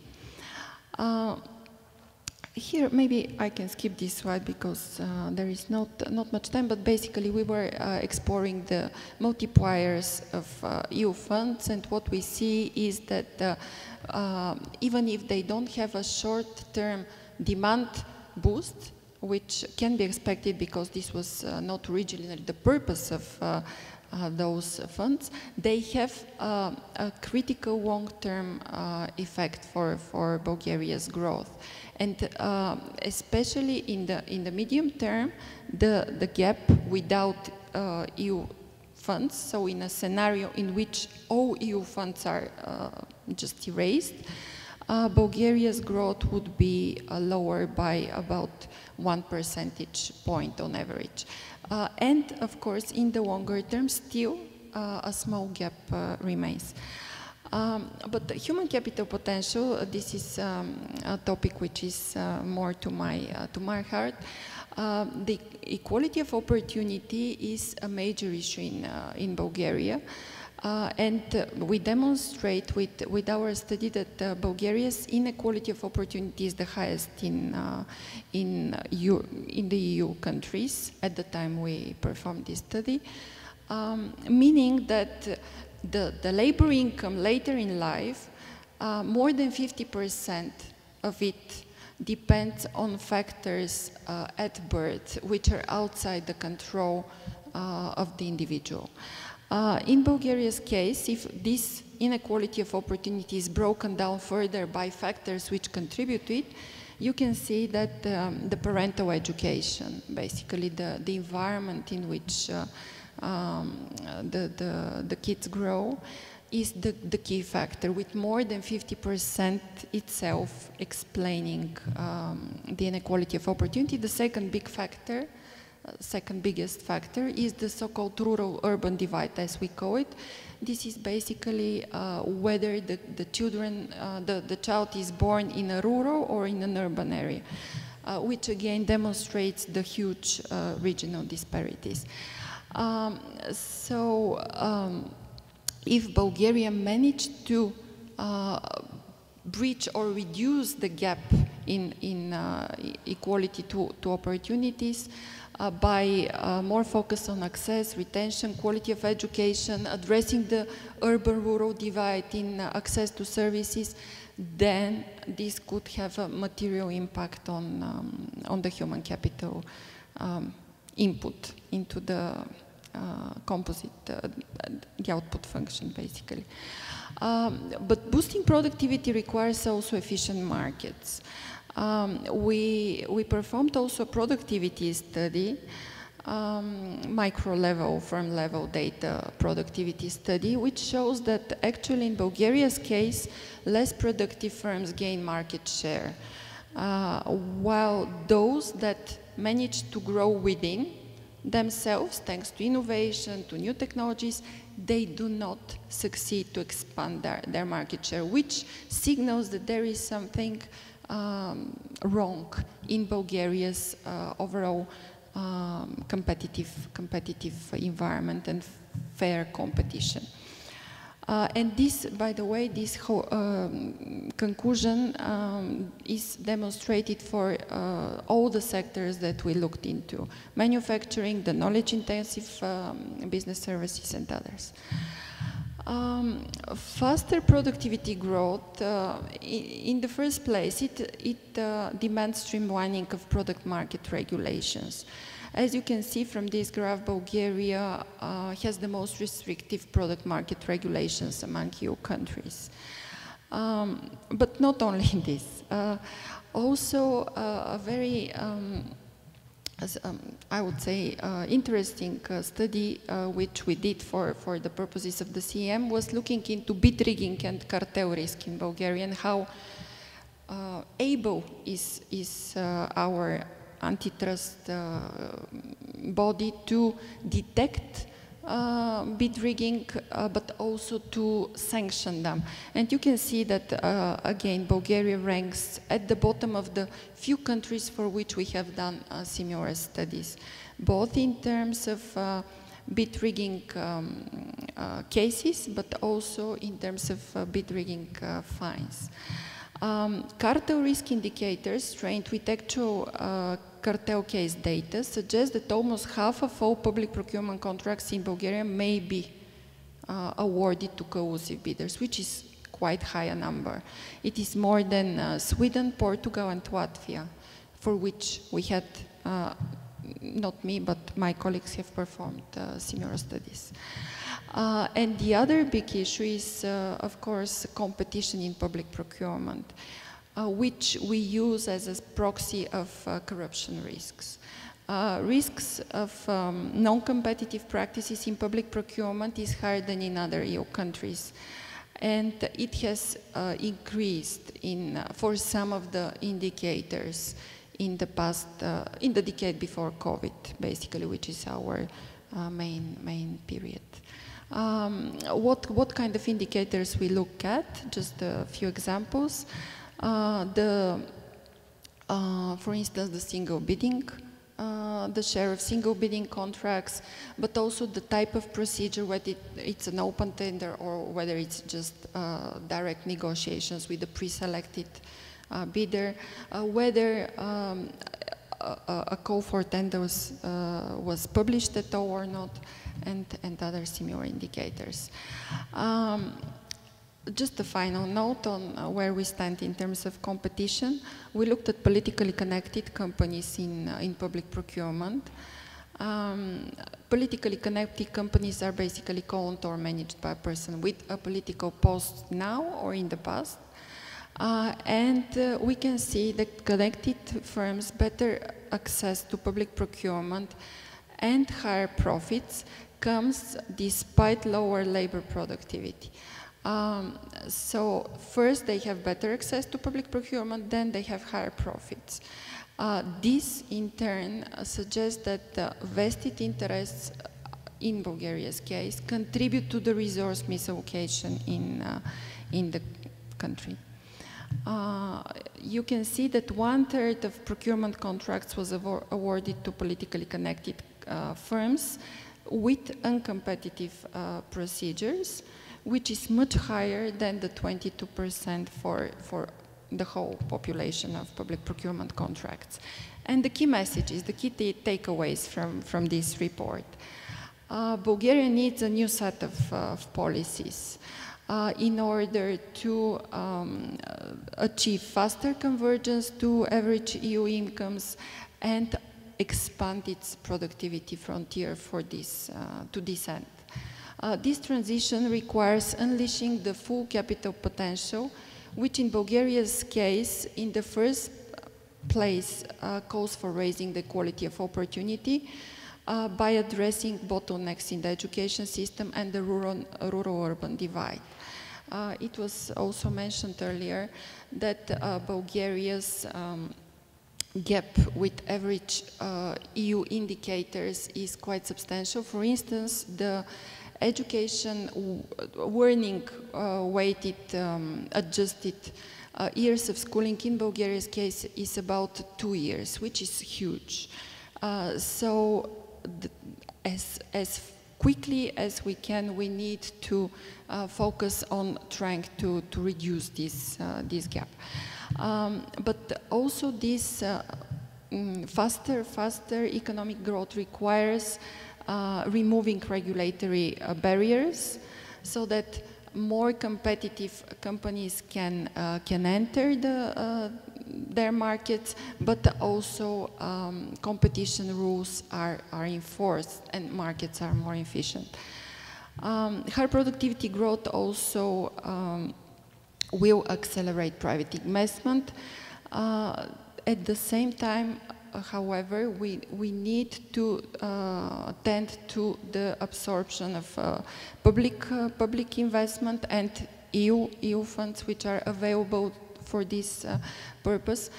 For instance, but maybe we can discuss later, we demonstrate that if Bulgaria manages to raise its public investment ratio to GDP to about 7%, this means additional 0.2 percentage point growth to the average GDP growth going forward. To achieve this, all this, Bulgaria needs to strengthen its public institutions. This is the overriding finding of this report, but not only of this report, which guarantees that all entrepreneurs can compete on equal terms.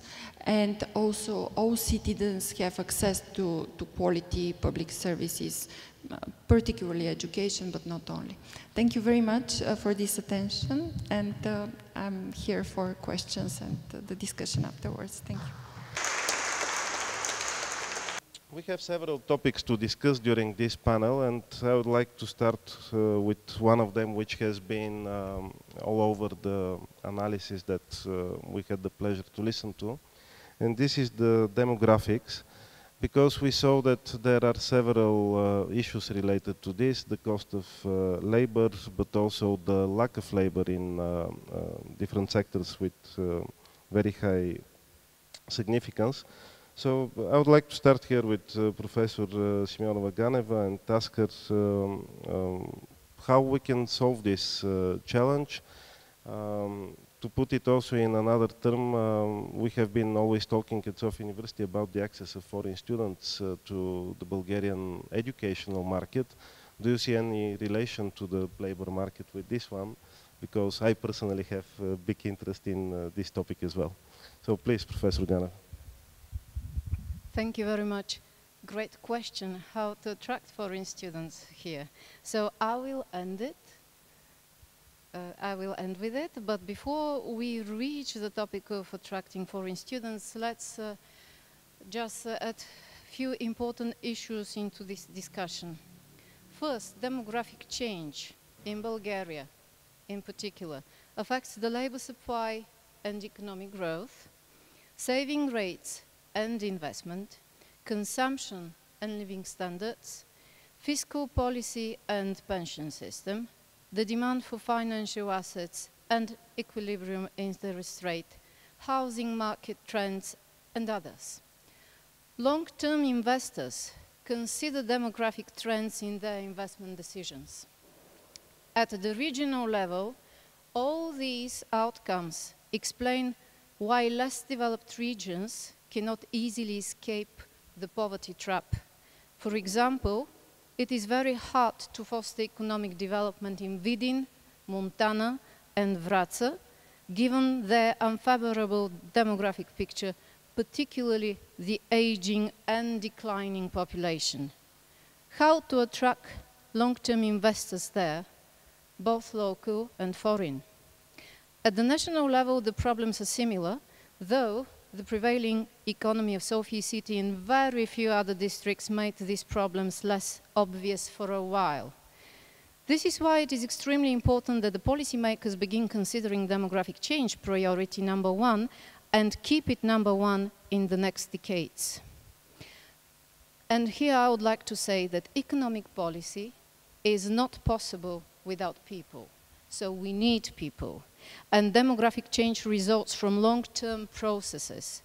Negative outcomes today are due to the deterioration of major demographic indicators observed over the last 5 or 6 decades, especially in the 80s or 90s from the 20th century, such as birth rate, fertility rate, death rate, net migration, and population growth rate.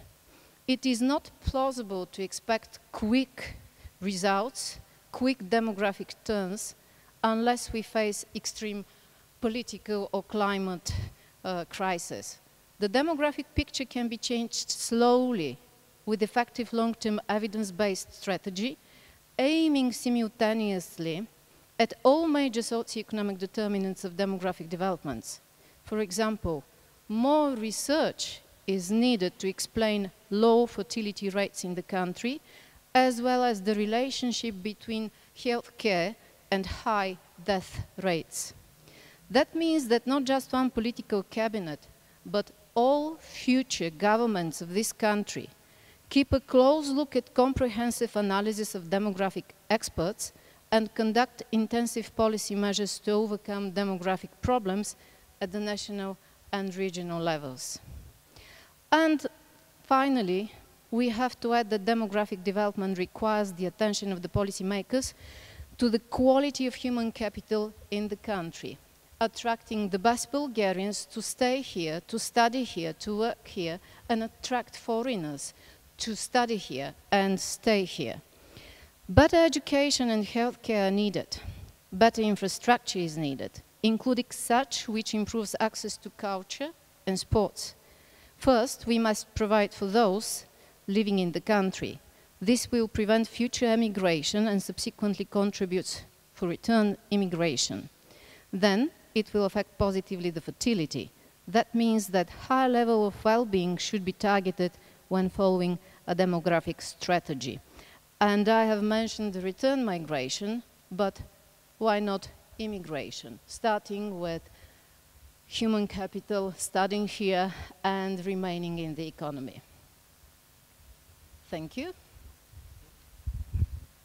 Thank you very much, Professor Ganeva.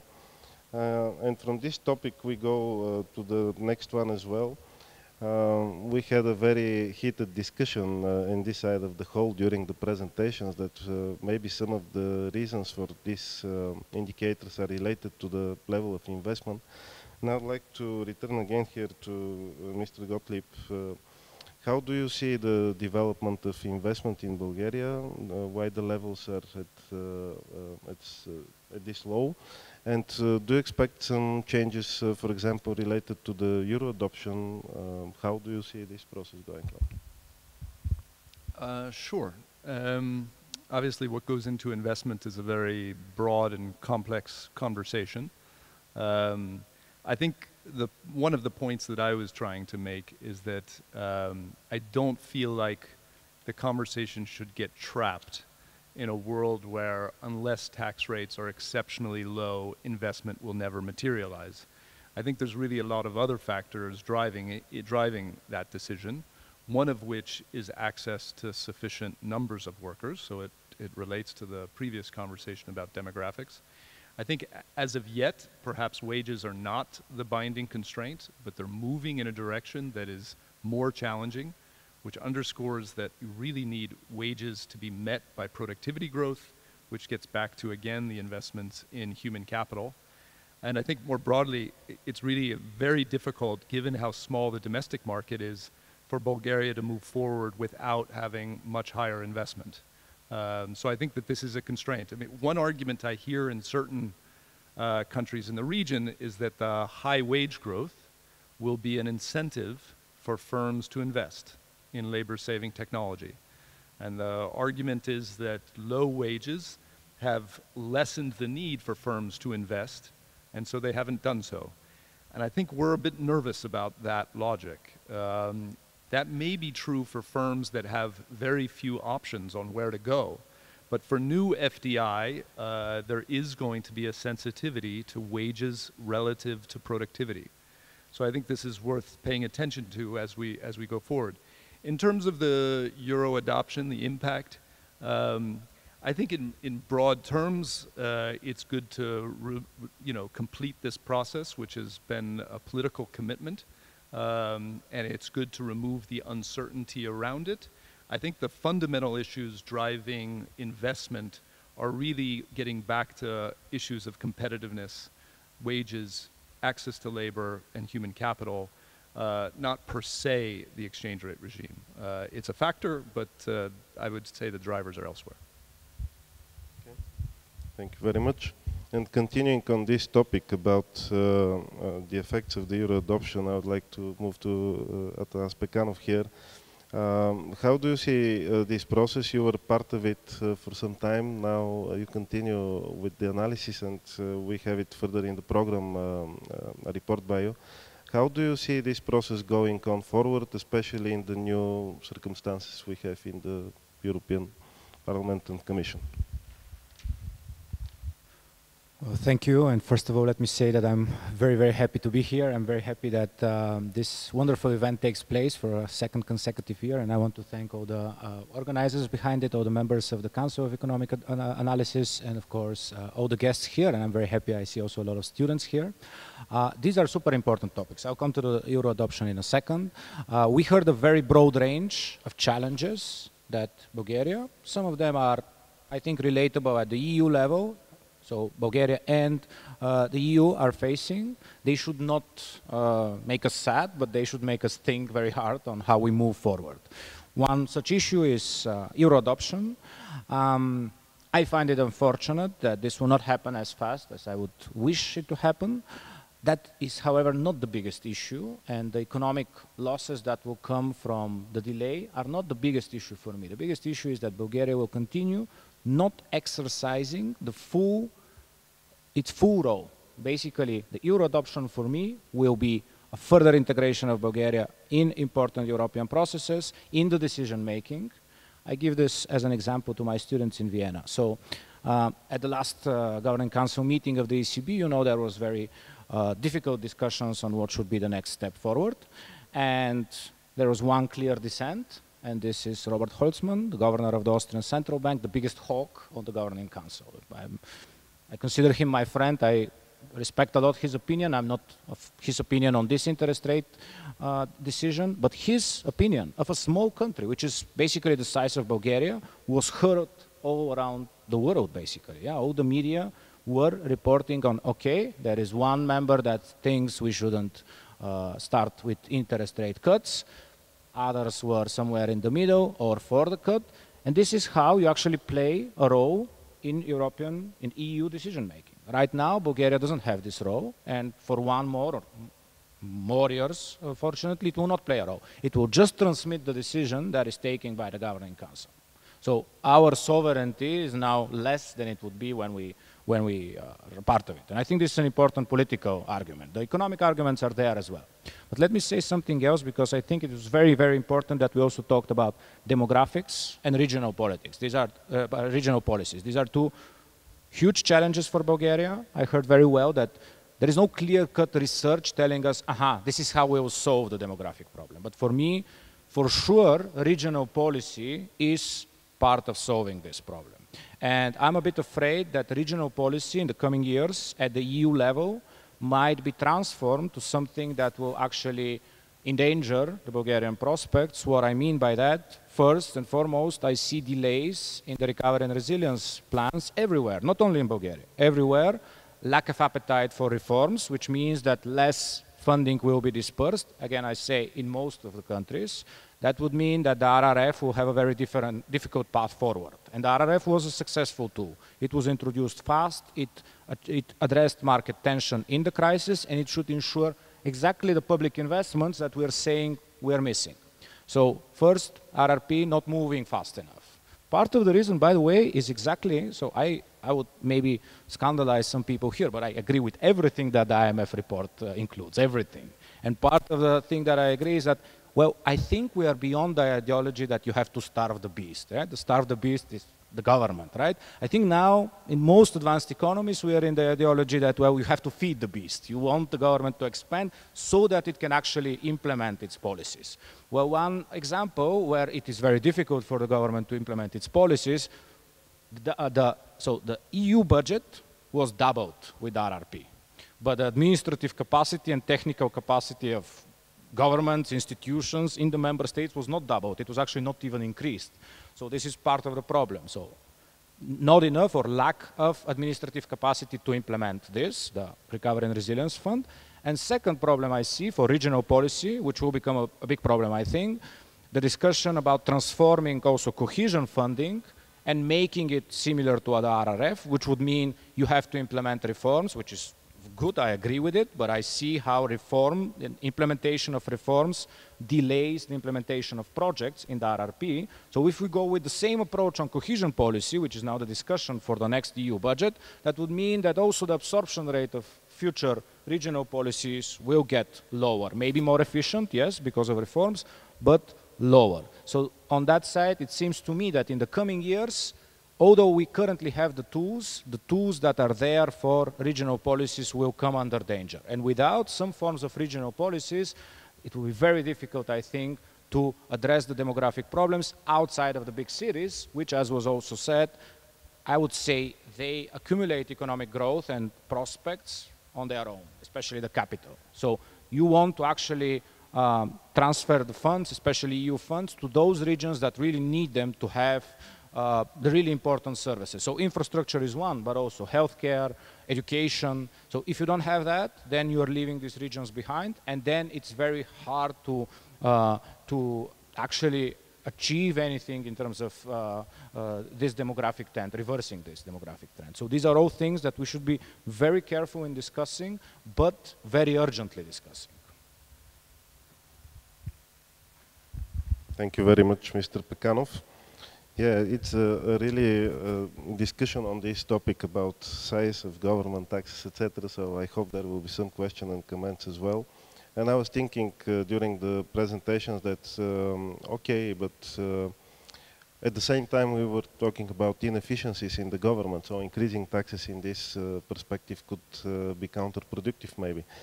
On the other hand, no one is still mentioning anything about energy transition, decarbonization.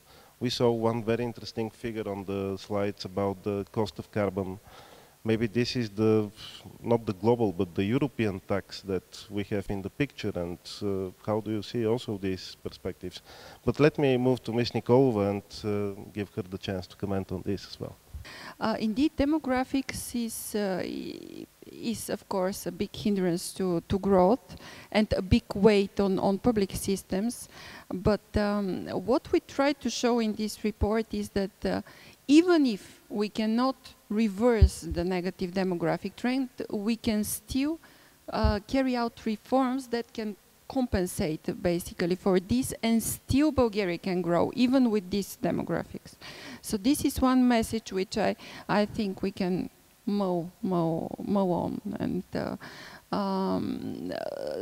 try to basic. Of course, we can try to mitigate the demographic trend with the import of workers, with increasing the participation rate, as our IMF colleague mentioned. But still, even if we do not achieve much on that front, we can still try to increase the quality of the human capital by improving access to public services, but also by specifically in education, by trying to bridge this big gap in learning outcomes. So this is one thing on demographics. Of course, demographics, to me, the bigger problem is the weight on the public systems. Not that much the growth, because there we can do something else. But the weight on the public system is really serious, especially looking into the next 20, 30 years.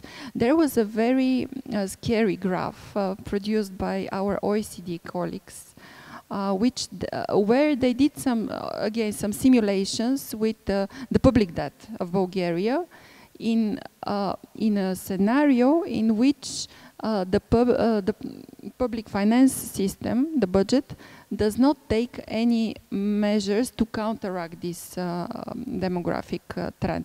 And the public debt basically shoots up to above 70% of GDP, which is huge for Bulgaria's situation and for where we stand now, in the period up to 2050, more than 70 to 72 or something, 72% of GDP. This is indeed scary, and I think that we should focus on the public finance system and its sustainability in the longer term.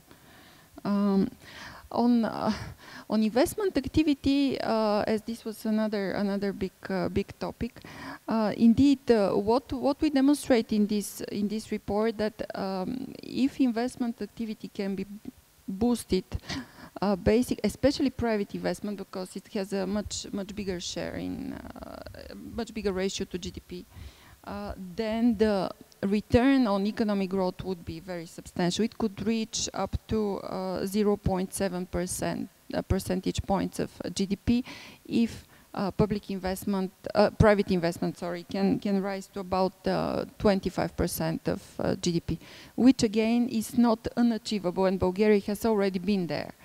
Of course, there is another argument that at that time, in the pre-global financial crisis, there was some overheating of the economy, but still. So this, to me, is also quite an important message, that investment should not be looked per se, but rather as a source of pushing up Bulgaria's economic growth. On the Eurozone, just two words there, two arguments, which I think to me are very important. Indeed, the cost on businesses is not that huge. It is up to 1% of GDP per annum. Apparently, they're coping with it. But to me, the geopolitical, not very much the political, but the geopolitical argument is very important. And we can see now how part of the Bulgarian society is dragged again back to the east and further away from the EU values, democratic values, and so being closer to the core of the European Union, to me, is the biggest advantage. So I'll ask you how you see the positive story for Bulgaria in the short term and the long term, like several key characteristics. Where do you see the real strengths, the real competitive advantages of the economy? Mr. Gottlieb? Yeah, I mean, there's going to be a little bit of repetition with what I said previously. I mean, I think we're entering a period where there really is a lot of responsibilities for the public sector. And they are related to aging, to digitalization, to end of the peace dividend, to climate. All of these things are going to weigh on the public sector in the period ahead. And the countries that are lucky are those that are starting this period with quite low debt. So the fact that Bulgaria enters this period with quite low debt is really an extraordinary strength of the country. I would say two other things that are very encouraging. I think even though credit growth is really very strong, and I think that is a source of concern, financial stability is very good in this country. The bank capital and bank liquidity ratios are very strong. And then finally, on the external balance, this is not the massive current account deficits that we've seen in the past. So I think from a stability perspective, there's a lot of strengths. The worry really is about the issues of growth and competitiveness. But I think it is better to start this from a position of strength on the macro stability side. Obviously, the issue that is not complete on the macro stability side is inflation, and that is an ongoing effort. But that's what I would focus on. Okay, so I would like to add a few issues to what we've just heard, and I will not focus that much on strengths, but I'll go back to investments. Economic growth is not possible without investments. And investments are public and private. And we've heard about the private investments and how competitiveness plays a role and how digitalization, AI, high-tech could compensate for the demographic change to a certain extent. And I would like to raise a few questions because we need to start answering those questions And in answering them, we could look at strengths, but also we could motivate policymakers to act, because there is no time for delays. And I will start the questions with the public investments. Are they possible without the EU funds? Why we have stopped investing heavily using national financing? How many schools and hospitals have we built since the 1970s? Do you have any idea? Just few. Not after the 90s, but after the 70s. And why this great historical building still needs renovation? And why we don't have an opera house like in Sydney? And why we don't have the national stadium in which our future dream football team would fight Germany or Spain? Where is it? Where are the roads? Do we have sufficient roads and highways? We don't have them. So we have to start answering the question why we have underinvested in those for so many decades. Is this the political will? Is this the capacity? Maybe we don't have the capacity of public administration to do it. Or maybe this is just lack of funds, lack of revenues, tax revenues to do all these things. What is the answer? And regarding the private investments, we have to consider the fact that small businesses have a very difficult access to finance. Even as I speak, most of the small businesses finance their investments with their own funds. And this is not acceptable. This could not foster growth. And we also have to ask other questions. Maybe they do not invest because investors have not many ideas. Maybe their creativity leads to building houses and apartments. Maybe this is what they do with their money, or they choose luxury consumption. Or maybe our entrepreneurs are not well trained. Maybe we need much more better trained entrepreneurs so that they can carry on these private investments into the right direction. So these are the questions, and of course the energy transition is here, and everything else we've mentioned, and we go back to investments. And the name of the currency doesn't matter. Whether we'll do them with levs or euro, it doesn't matter. Because the faces on the notes and the coins indeed cannot be either a solution nor a threat. What we need is prudence when it comes to the monetary and fiscal policy. So we shouldn't care much about the euro accession. This will happen one day, sooner or later, when we are ready, as a consequence of economic development, low inflation, and prudent policy. We should care much more about the policymakers. We want them to be prudent, to follow prudent policy. So this is the opportunity to have very good politicians, prudent politicians. Thank you. If I may just come back to the question of revenues, because we have been mentioning it a few times. We've recently performed another analysis called the Public Finance Review, which looks at on both the revenue side, but also on the expenditure efficiency. And on the revenue side, we try to dig deeper into tax gaps, particularly the VAT gap. And what we see is that there are current unexploited possibilities in the current tax system to collect more revenues. There are sectors which where the VAT gap, because we did a bottom-up approach with sectoral breakdowns by the types of companies, their size, other caveats.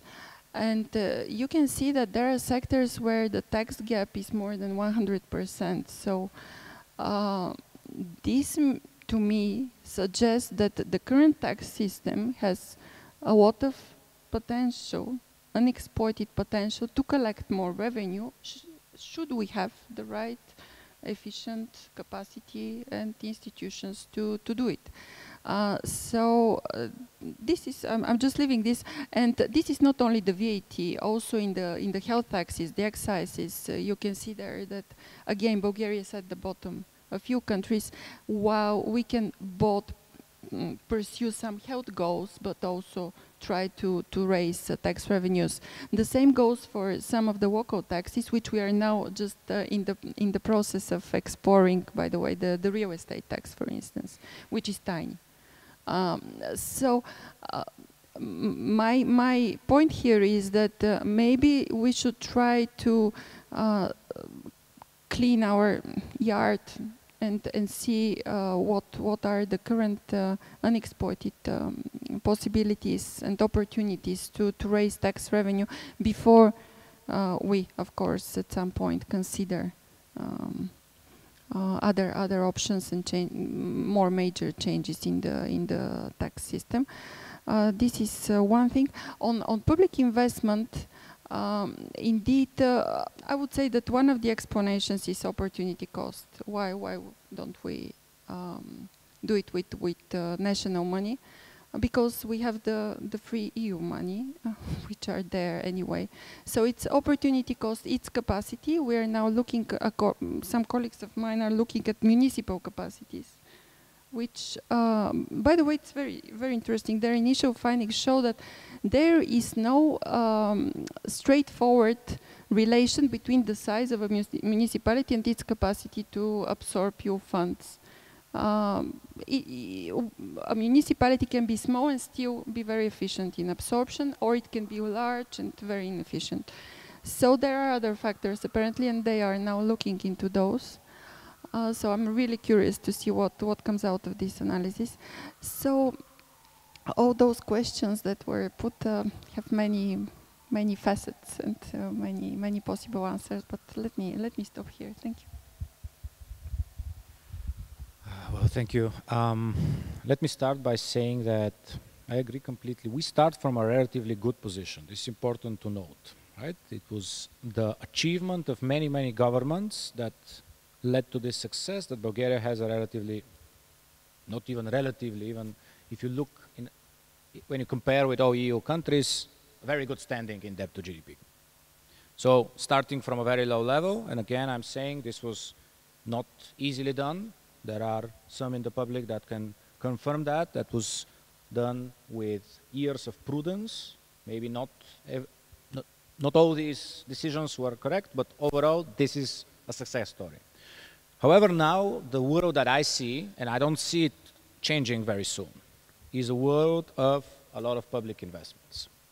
So the US will continue doing this no matter what happens with the elections. I see complete bipartisan support on this. So huge investments, either subsidies. China, I'm not going even to talk about. Germany, France, this is also what I see there. So a complete, I think, consensus that, well, there will be a need for more public investments. As Ralica completely correctly identified the problem, we haven't recognized this, that we should be doing the investments on our own, even without EU funding. Those investments that make sense, you want to do it. If you have free money, which is not completely true, I think, but if you have them, you should use them. But if you don't have them, you still have to do it to have proper roads, infrastructure, education, and many other things, the things that expand your potential output in the long term.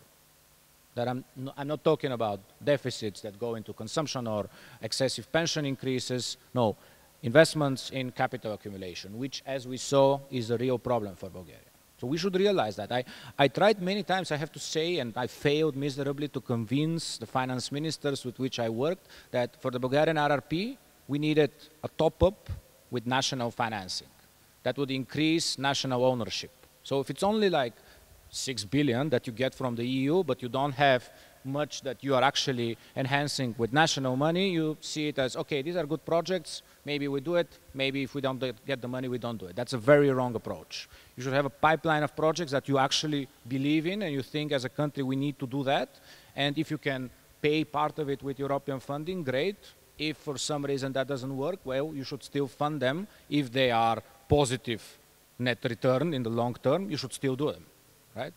And we haven't done enough of that. I'm pretty sure we haven't done enough of that. So we are starting from a good position, and we shouldn't ignore this, and we shouldn't say, oh, I believe we shouldn't say, oh, the other countries are wrong. They are making these huge infrastructure investments. Now there is a lot of discussion at the EU level. We just finished a report that we wrote with Gabriel Felbermayr for the European Parliament, trying to identify those public infrastructure investments that need to be done at the EU level. So for sure, in the area of energy infrastructure, grid infrastructure, maybe transport in the area of railway, these are cross-border projects that need to be funded at the EU level. And I hope that the new European Commission and the new European Parliament will realize that. But there is a lot of things that we need to do on our own. And if we don't cherish, for example, this was a very good example, if we don't cherish public investments in education, well, it is to our own risk. So we shouldn't expect that all the time European funding will be available for that. We should be able to identify this as the thing that would actually put us on a higher potential output path. Thank you. Now I'd like to have one more round, because some issues, they persist, and it's the internal versus the external vector of the question. And also, when we talk about public investments, you mentioned the EU funds, the European budget more than once. Do you see a new global perspective of protectionist policy around the world? We had the Inflation Reduction Act, we have now the Net Zero Industry Act in the European Union, we have the Carbon Border Adjustment Mechanism, which is, at least in some collision with the WTO. We have the Critical Raw Materials Act, and so on and so on. So how do you see, let's say, analysis related to single country development in this multilateral world, which now goes sideways on many topics? How should we, let's say, make the models work better in this situation? Sure. So, I mean, I think this is a very difficult development that we see in the global economy. I mean, just as a bit of background, globalization, as we know it, really paused in the global financial crisis. So if you look at global capital flows and global trade, the increase really stopped as of the GFC. And now we're in, and we've had a fair amount of flatlining since then, and now we're in a period where we see fragmentation. We're seeing both in capital flows and trade an increase in exchanges within blocks rather than between blocks. And at the same time, within the EU, we see a rise in trade distorting subsidies. So we're entering an environment that is much more difficult from the perspective of using the growth in globalization to grow domestically. Now, I think we don't fully understand exactly the way this will work out. If you look back during the Cold War, there were periods where trade within blocks was completely successful. And I think it's very difficult to model the general equilibrium effects of what fragmentation will look like. Our prior is that global growth will be slower, and within that, there will be, at the margin, relative winners and losers. And when I speak to people in this region, there's generally a sense that, a feeling that this region can benefit because it is at the lower wage end within a very large block. As of yet, we don't see that to a significant degree in the data. The easiest place to see this in the data is via the United States, where you see a sharp reduction relative to 2017 in imports from China, and an increase in imports from Vietnam and Mexico. And at the same time, you see huge capital expenditure increases in Mexico and Vietnam to basically operationalize this rearranging of global trade. Now, in practice, this is not as much decoupling as it looks like, because some of this is just China routing through, but it is a change in the trade patterns. And we haven't seen that to a significant degree yet in this region, in part because core Europe has not started reducing its imports from China. In fact, China's market share in Europe has increased over this period. But now we've now started to see protectionism between Europe towards China with the latest announcement. And so things are unfolding. So in general, we think that this is a negative result for the global economy. And we're pushing at both the multilateral level and the bilateral level. At the multilateral level, we're cautioning against this type of protectionism, which reduces global growth. At the bilateral level, we're really pushing for each country to do as much as they can to insulate themselves and take advantage. And that's how you get back to investments and wage levels and governance concerns. I totally agree with what you said. And yes, this is an advantage, being a small, open, peripheral economy. Lagging behind, it turned out during the recent crisis that old-fashioned paid off, being old-fashioned in many ways. And definitely all these factors are exogenous for our economy, and we are part of the European Union. And our major trade partners are in Europe. So whatever happens in the EU would affect us significantly.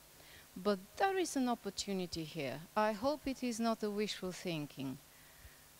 The opposition of the globalization could bring back Bulgarians to this country. And we've started observing it in some ways. This is not a stable trend. We hope it will remain. But there is some opportunity in this context. And of course, we could foster development in the major areas in which we could be very much competitive.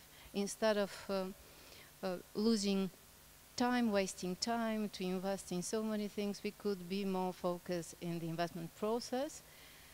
So this is what I would add. And I end with a certain optimism that at least Bulgarians could come back. Thank you. I was thinking that I can possibly pass on this question, but just a sentence. I'm a proponent of free markets and open markets, and personally, I believe that what's going on right in the moment in the global economy is kind of a race to the bottom.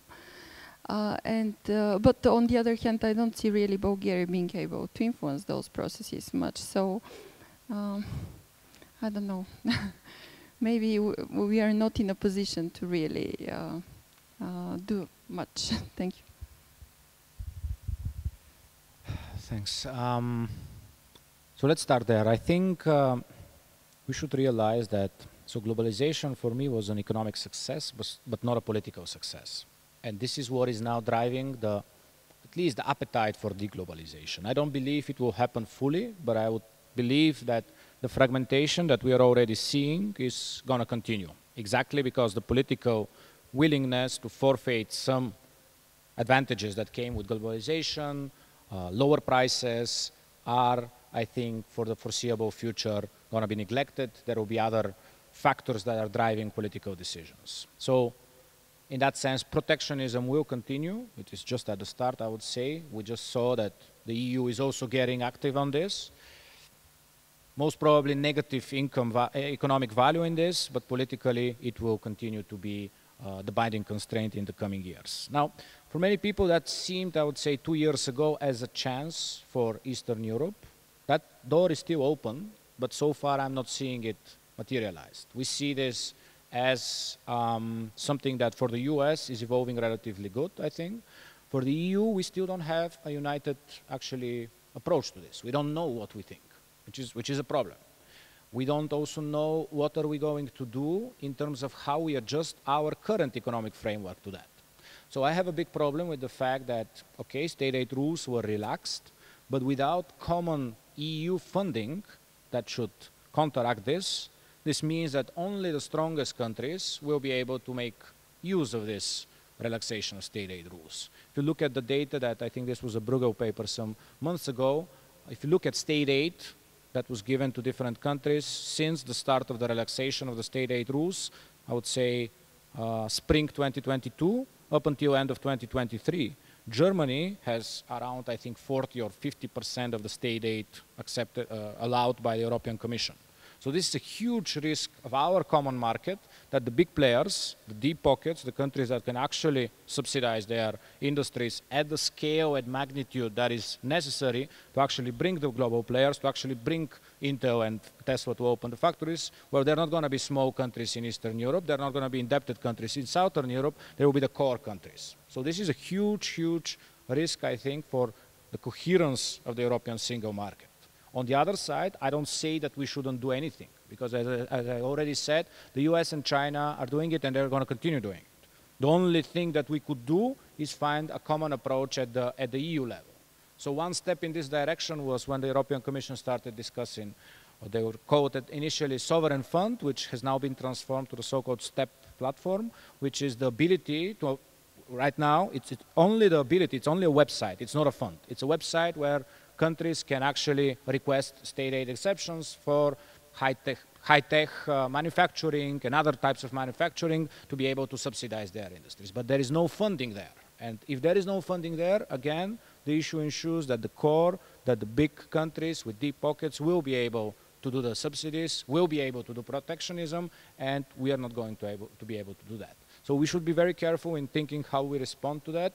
I see this as a problem for many, many of the small economies in the EU, and it is, I would say, it's not true that they cannot do anything, because they are in numbers, a lot of them. So we should be really thinking hard about this, because I don't see the overall global picture changing soon, and this will have repercussions, and I don't see the direct positives currently being overwhelming the negatives. So thank you.